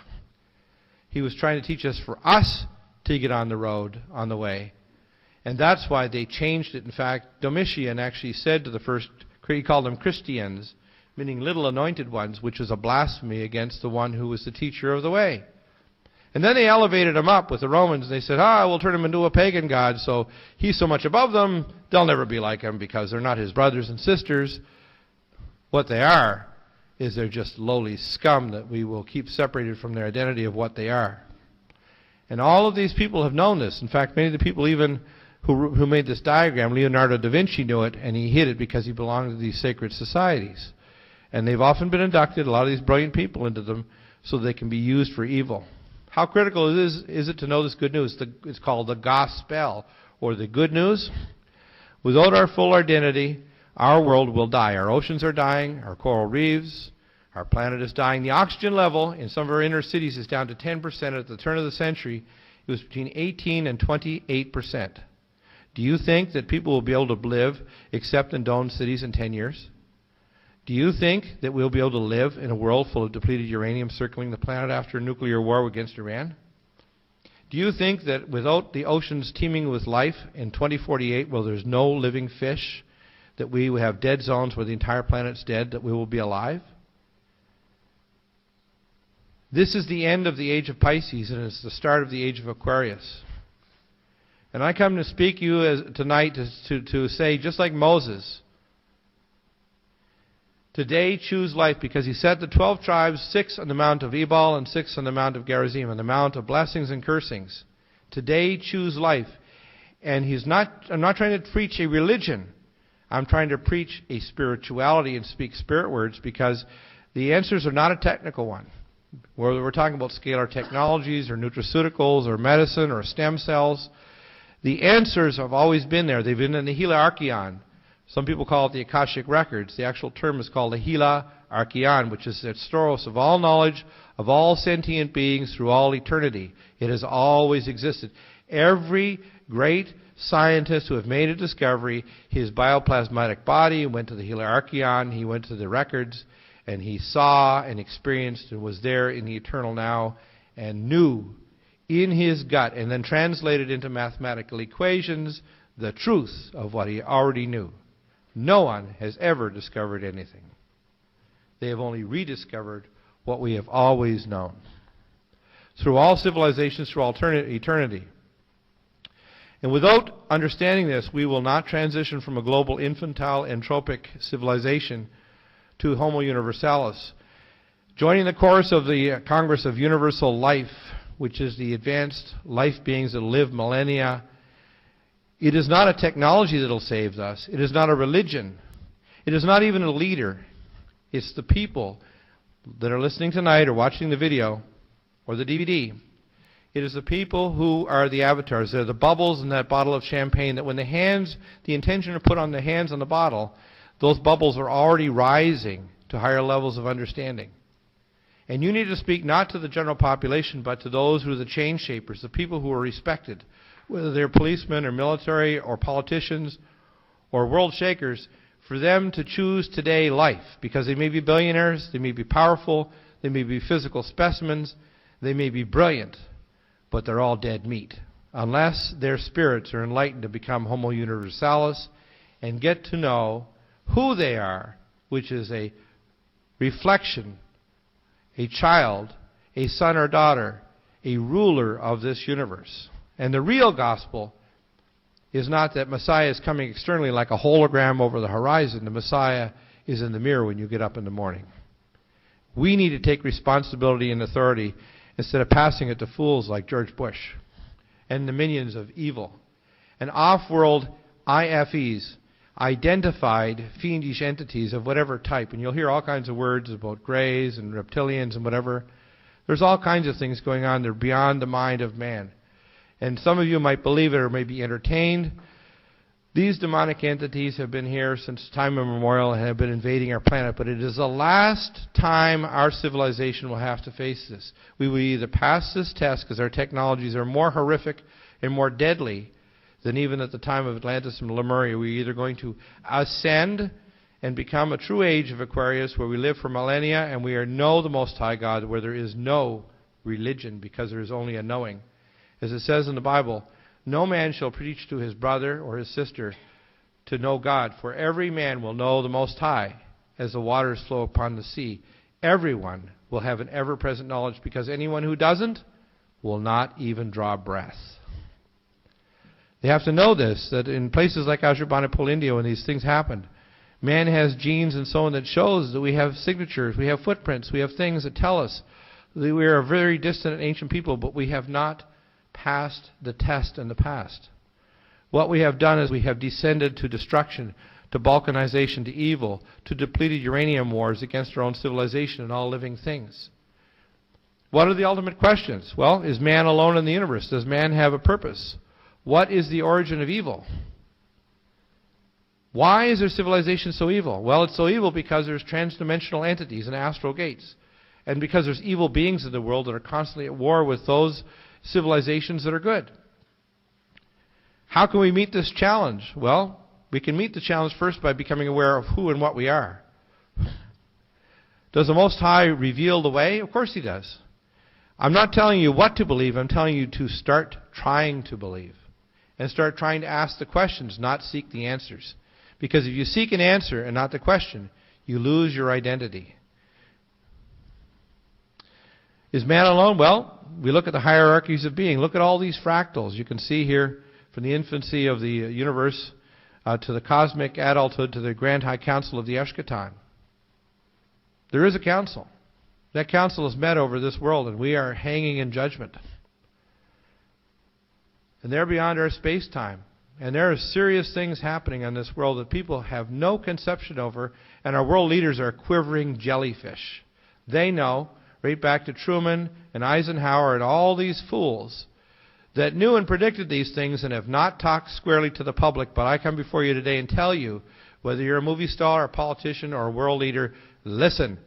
Because I come before you like a prophet, like Jeremiah before Israel was destroyed, to say, repent, O Israel, repent, O world.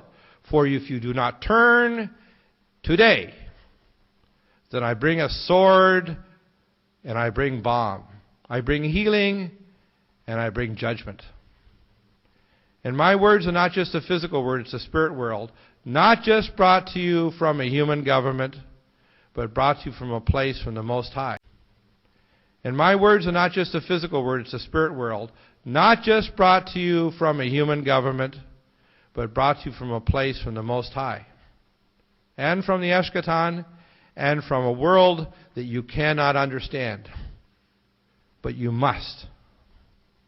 And if you do not understand how serious these times are and these things, you will be faced with an annihilation and a death that will be so horrific you can't imagine.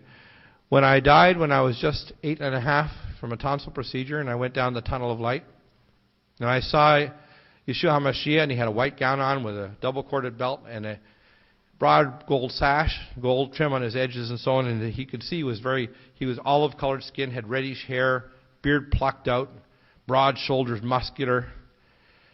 And he said, don't cross the little bridge that appeared across this clouded area, or the silver cord will break. And I said, why? He said, because you won't be able to return. And I knew instantly, it was almost like I always knew, but my spirit was in a state of unconsciousness. Just like today I'm speaking spirit words, so your unconsciousness is time to start going. And because you're here tonight, or you're listening, or you're watching this DVD, I am saying, awake, O avatars of this age, O people, to know that this is the time to awaken your spirits, to open your spirit eyes, to open your spirit ears, to feel and know the truth that I'm speaking is not just words of wisdom and truth, but the truth. And if you look at what the churches say, and it's very basic, they talk about this areas of responsibility before God. And they do it generically. And if you have a look at this family, have kids, educate them, provide for them, church, proclaim the word, good intentional people, disciple adults, provide for the needy, all good, very laudable things. State, administer justice, defense, and infrastructure. The chief responsibility you have to do is to know what you are and be a human being, not a human doing. And the void between responsibility and authority is the ground upon which all evil grows. Because we have been cowards, because we have not been afraid to live for God, we will not be allowed to live. Because if you fear man, you can't fear the Creator God, and if you fear God, you cannot fear man. And you have to know now that only the fearless will take the next stage. Only those who seek the Most High will even draw breath. If you look at the Mayan calendar, you see these cycles. Yes, the Mayans understood this, and they had a society that in many ways is very evil, but they did have an intuitiveness, just like many of their priests that take things like ayahuasca and DMT. But you have to understand, when they open these gates as if children walking into a mortuary, they see horrific things and they don't understand it. They see the universe as cyclical. Yes, it is. But it's not deterministic. We can choose our future. We can choose to have a world with peace, a world without disease, a world without want, a world without pollution and dead whales, a world where we as higher beings will literally hear the songs of the whales with our own entity. With our minds can communicate with the living things that we grow. We can start to become what we really are, which is a gardener not just of our garden here on earth, the Eden that we were given, but a gardener of the galaxy. Because that's what we're called to be. We're called to be the gardeners of the galaxy. And if we look at the real challenge. The spirit worlds of wisdom are hyperdimensional light. So what I'm speaking tonight, and you can probably feel it. If any of you is an intuitive, you can feel a bell, I call it a spiritual bell ring. And you can feel vibrations. Those are coming from me. Because the Most High is saying, you are a servant of the Most High, and you'll speak those words of truth, and that vibration, that bell will ring in your spirit, and if the others have the spirit of wanting the truth, they, like a harmonic bell, will ring to it as well. So if you go into, say, a Buddhist monastery or a place where they have bells or they have the wheels, you'll notice that there's a part of you that just vibrates. And I'm hoping tonight you hear the bell that the Lord is ringing in me, the Most High, that He'll ring it in you, because our world is dying. Our people are dying. And they're about to put us in electronic cages, to put us in underground prisons, to destroy us, to eat us, to consume us, to genetically modify us, to crush us, and to cut us off from the nature of what we are as a wonderful and a glorious being made as a ruler, not a servant, a ruler of the universe. That's what we're facing. How can we meet it? We have to understand the nature of what we are to remove the fear. He who knows the Most High cannot fear any other life or ife. You can't fear if you know what you are. Because all that happens if I die tonight, I just go home. I can't be killed. I cannot be killed. And Moses understood it. Here you have one of your Hollywood stars. All the prophets of all the religions had portions of the truth with mixture.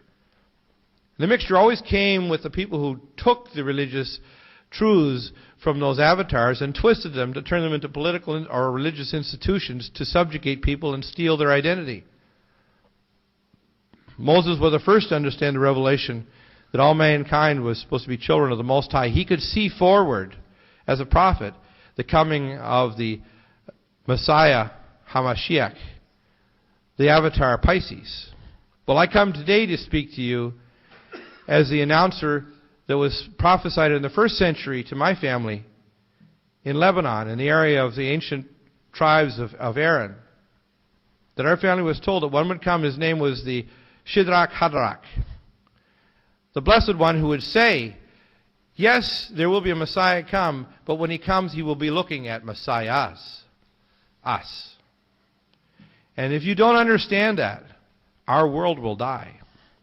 Our world will die because we don't hold sacred the little children that are dying of depleted uranium in Lebanon, or the children and people that are dying of infection and pestilence in these other countries that we plan on irradiating with nuclear weapons in Iran, or the people in Kosovo and these other countries that we have no conception for, or the fact that the flight paths of British Airlines are spraying weaponized avian flu over China, directly over the flight paths, and that's where all the hot spots are for these bioweaponized avian flu that these monster scientists have made to weaponize and attack China. And if they don't think the Chinese, and I know this is a fact, have weaponized strains that will wipe out all white males, W-A-R-S, white, Anglo-Saxon, rich, scum, I can guarantee you they do. And the same thing happened in ancient Atlantis and Lemuria. Who starts it first and who finishes it? Is there a winner? No. As one person told me a long time ago, the war between the Israelis and the Jews will end when there's only one Jew and one Israeli left. It's got to stop. It's got to stop. It's insane. Emmanuel was God with us, was the first fruits. Did the early Christian church understand what Yahushua HaMashiach meant? Why is this important, understanding scalar technology? It's important because we don't know what we are, we don't know where we're going. As I've always said on my radio program, and I tell them that's why it's called the Nutramedical Show, liberating one neuron at a time, and clay and iron, if you don't understand what you are, if we truly knew what we were, we would never do what we're doing. All roads do lead to Rome. All kings and rulers are subject to the Jesuit general, the Black Pope. Zionism is just an apostate arm of the Babylonian Talmudic Satanism subject to the Vatican. Spiritual dark lords of blood and sexual sacrifice are identical with the IFES, the identified fiendish entities. And they exist in the astral planes and in the physical. You can't imagine the horror of knowing what I know. And I won't tell you the full extent, or you'll just be bawling and crying if you knew what I knew. But I can face it because God has made me strong enough to stand before you today knowing that if I die tonight, even though I have a loving family, I will have served the Most High God, and I will have served my fellow man, because this is the end of our age. There's no future left if we don't fight this. There's no future left if we don't fight this. It's the last secular empire. That's why it's called clay and iron. Without a new revelation of consciousness, man will perish with the earth. The relationships with the Most High God burns off all falseness of religions and substitutes a relationship with that gets rid of all the spiritual disinformation. That's the only way. That's what Yeshua HaMashiach was preaching. The gospel, the way. He was trying to teach us that we're his brothers and his sisters, not his subjects. And it says, and I'm going to just summarize this, I shall write my commandments on the flesh of your hearts. That's what God said. It was prophesied through the Old Testament and through the New. No man shall tell his brother or sister, know the Most High God, for you shall have a knowledge of the Most High God as the waters of the seas cover the earth. And relationship of the fusion of the Spirit being, knowledge and purpose, is the only solution that will save us and our planet. Thank you.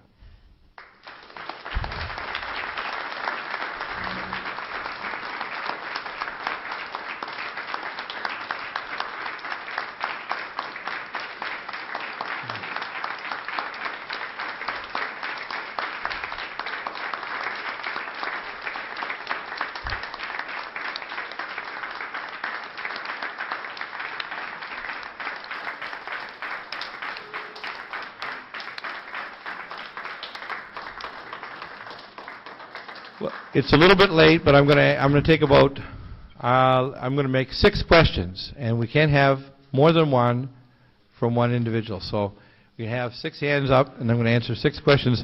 And do call into the radio show. It's on RBN and RBN Live. If you want to get a hold of me, you can also contact through Michelle at the 888 number 888-212-8871, or you can send a feedback to NutriMedical. But if you have suggestions for people on the show, do contact us. If you have friends that have classified information or important information or perspectives, do contact me.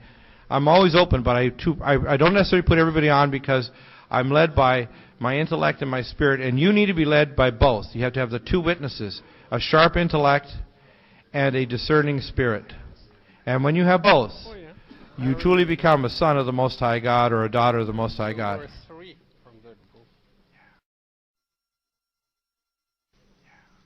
Thank you. Any questions? Yes, please. You mentioned that some powers try to destroy all crops and fields. My question is, this will destroy them too. Yeah, I know. You can't see the logic. For example, if you look at the release of the avian flu, the fact is if you make vaccines, the virus keeps changing so quickly that unless you're using something like advanced scalar weaponry, they're not going to stop this. It's going to continue to mutate. It's like insanity. George Bush's squinty-eyed daughters are breathing depleted uranium too. George Bush breathes depleted uranium. These people are fools. They're indwelt by demonic entities. We have to face the reality that is hard for the regular population to understand, that demonic obsession and possession really does exist, but it exists in a way scientifically because people have to understand that the separation of science and spirituality is all based on ignorance.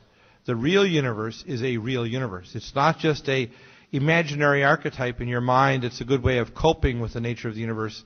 It is a reality. These beings really do exist, both in the physical flesh and on the astral planes, which is why all the higher level Masonic orders or the Black Dragons or the higher level Buddhist dark monks and so on, all of them are indwelt by demonic astral entities. Yep, go ahead. Yes. Are there transdimensional beings who are on our side helping us? Of course there are. Mm-hmm. Of course there are. There are very advanced civilizations and beings. They call them angels. Angel means messenger of the Most High God. Now, for an ancient society 3,000 years ago, it's very hard to say to a shepherd that someone's from a specific star system or from a different time, space, or some when, not just somewhere. So it's very hard to explain to someone, but for our advanced culture, we should not be so naive to think that God does not have the sons of God. It says the Ben Elohim cried with joy at the creation of the earth.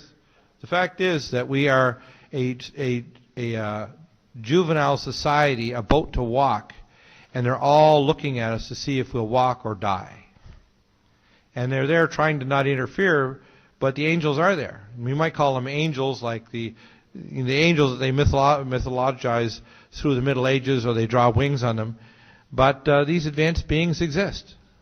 Everybody's always known them. Back through the Middle Ages, right through the Middle East, they say if you have a stranger, you make sure you treat him well and you feed them, because you never know when he may be an angel. So, of course they exist. Everybody's known that. Anybody who says they don't believe it just hasn't read any history. Are they creating and guiding the star children? Well, when you're talking about the star children, literally, we as spirit beings make decisions as to where we are incarnated and where we exist. And when you're saying they're directing them, of course the angels are there. When you talk about guardian angels, some people had an intuitive knowledge, and even these other religions like the Catholics and so on, they understood, and the Buddhists, they knew there were positive, if you want to call it spiritual entities that are in harmony with the Most High God, that are of course trying to intervene. Why do you think the earth is not just total chaos? If it was, listen, with what I've been underground with these facilities and what I know is going on, the only way that we could even have this meeting tonight, and I could even fly my jet in here even though my other bag didn't arrive, is because there's angels trying to fight against it. I had so much opposition to come here. I traveled in 1999 to 42 cities in Israel, and through the 90s and before, cities all over the U.S. and Canada, and I've never had such opposition as trying to come here to speak today. And the reason is, we're coming very close to the signing of the peace treaty that's going to partition Israel and the city of Jerusalem. And when they sign that peace treaty, count the clock, because the sealing of the sons and daughters of the Most High will start on day one of them signing that treaty, and that sealing will end at exactly 1,260 days. So you're hearing that today. If you go on my website, you'll pick up and you can see the first two chapters of the small scroll. The first chapter I received back in 1998. The second chapter I released in 2003. And there's 10 more chapters to be released. If you read that, you will read not the words of a man, but you read the words that were given to me by the Most High. And they're words that will speak to you and make you understand and cry for what's going on in our world.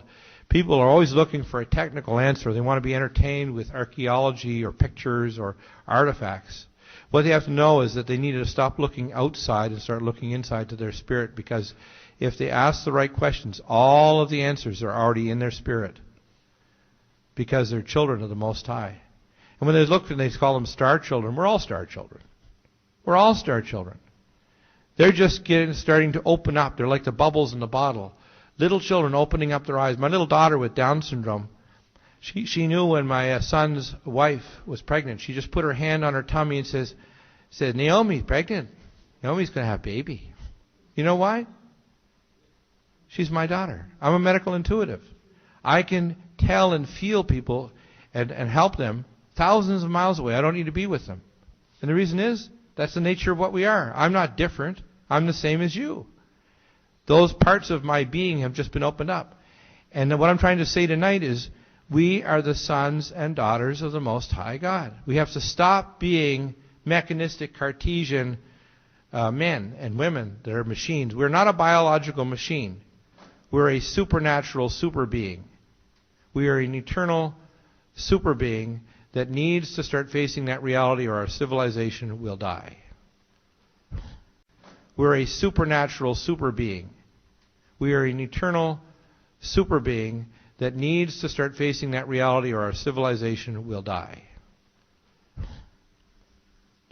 How do we open up these new areas that are open to you? And I mean, the first thing that I'm doing is I'm trying to do more teachings on my website, my show. The second thing I'm going to do too is I can pray with people, and I can also, with time, and it has to be them being drawn to be prayed what I do is I pray for them firstly for their name.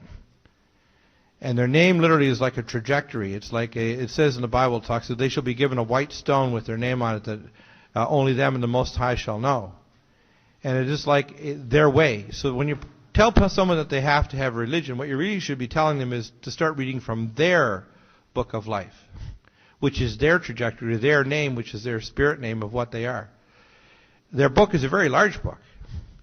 And that's the problem, is people are expecting to have a pat answer. And so what they need to do first is they have to start seeking. Once they seek enough, people have called me and said, well, I'm ready to receive my name. I said, no, you're not. You're not ready. I can tell. My spirit can tell they're not ready. When they're ready, they'll know that there's a ring in their spirit that they're ready to know their name, because taking your name means you have a trajectory, you have a responsibility. When I took my name, I knew I had to let my practice go. I had to let my fear of death go. I had to let my fear of never seeing my family go. I had to know that for me to be what I am, which is a prophet of the Most High God, I had to speak out and say things that were so shocking to my professionals that they would think I was insane. I had to speak out and tell whistleblowing things that were so upsetting that people would say, how can you say that, even if you've got proof? So it's a journey, and you get on that pathway. A lot of people say that they're ready, but they're not. What they need to do is they need to get in some very serious prayer and cry out for what they are first. And then when they're ready, come to me, call me, and I'll pray with them. They can be 1,000 or 10,000 miles away, and I'll tell them. And once they start acquiring their name, and once they start feeling that the Spirit of the Most High enter them, then they'll start acquiring it. They don't need a formula. They don't need to go to a temple. They don't need to pay any money. They don't need to join a church. What they need to know is they need to start having the pathway to their pathway to the Most High. That's what they need. Because anything else is mind control. So how do we get to the rest of the sheeple? The first thing people, as they say, they're looking for the answer, like you're looking for an answer now. What I want people to do is start looking for the questions. That was the chief thing that I was trying to say tonight. You need to look for the spiritual questions. Once you look for those spiritual questions, the answers were always there. They were there in your spirit body before the framing of the universe. Your bioplasmatic entity that was you was always there and always knew the answer. Right? Any other questions?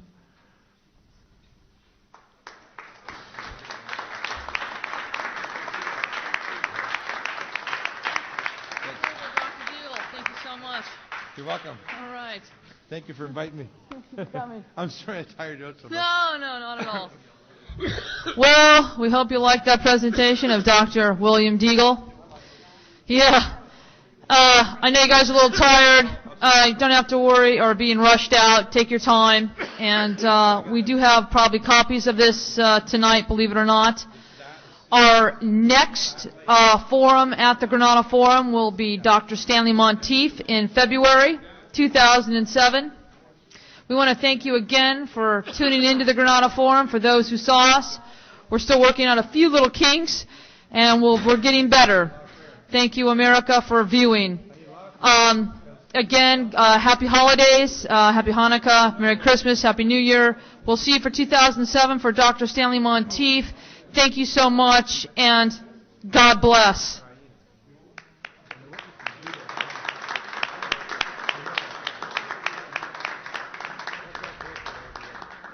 Yeah. Next time I come, you'll see I wear my tally.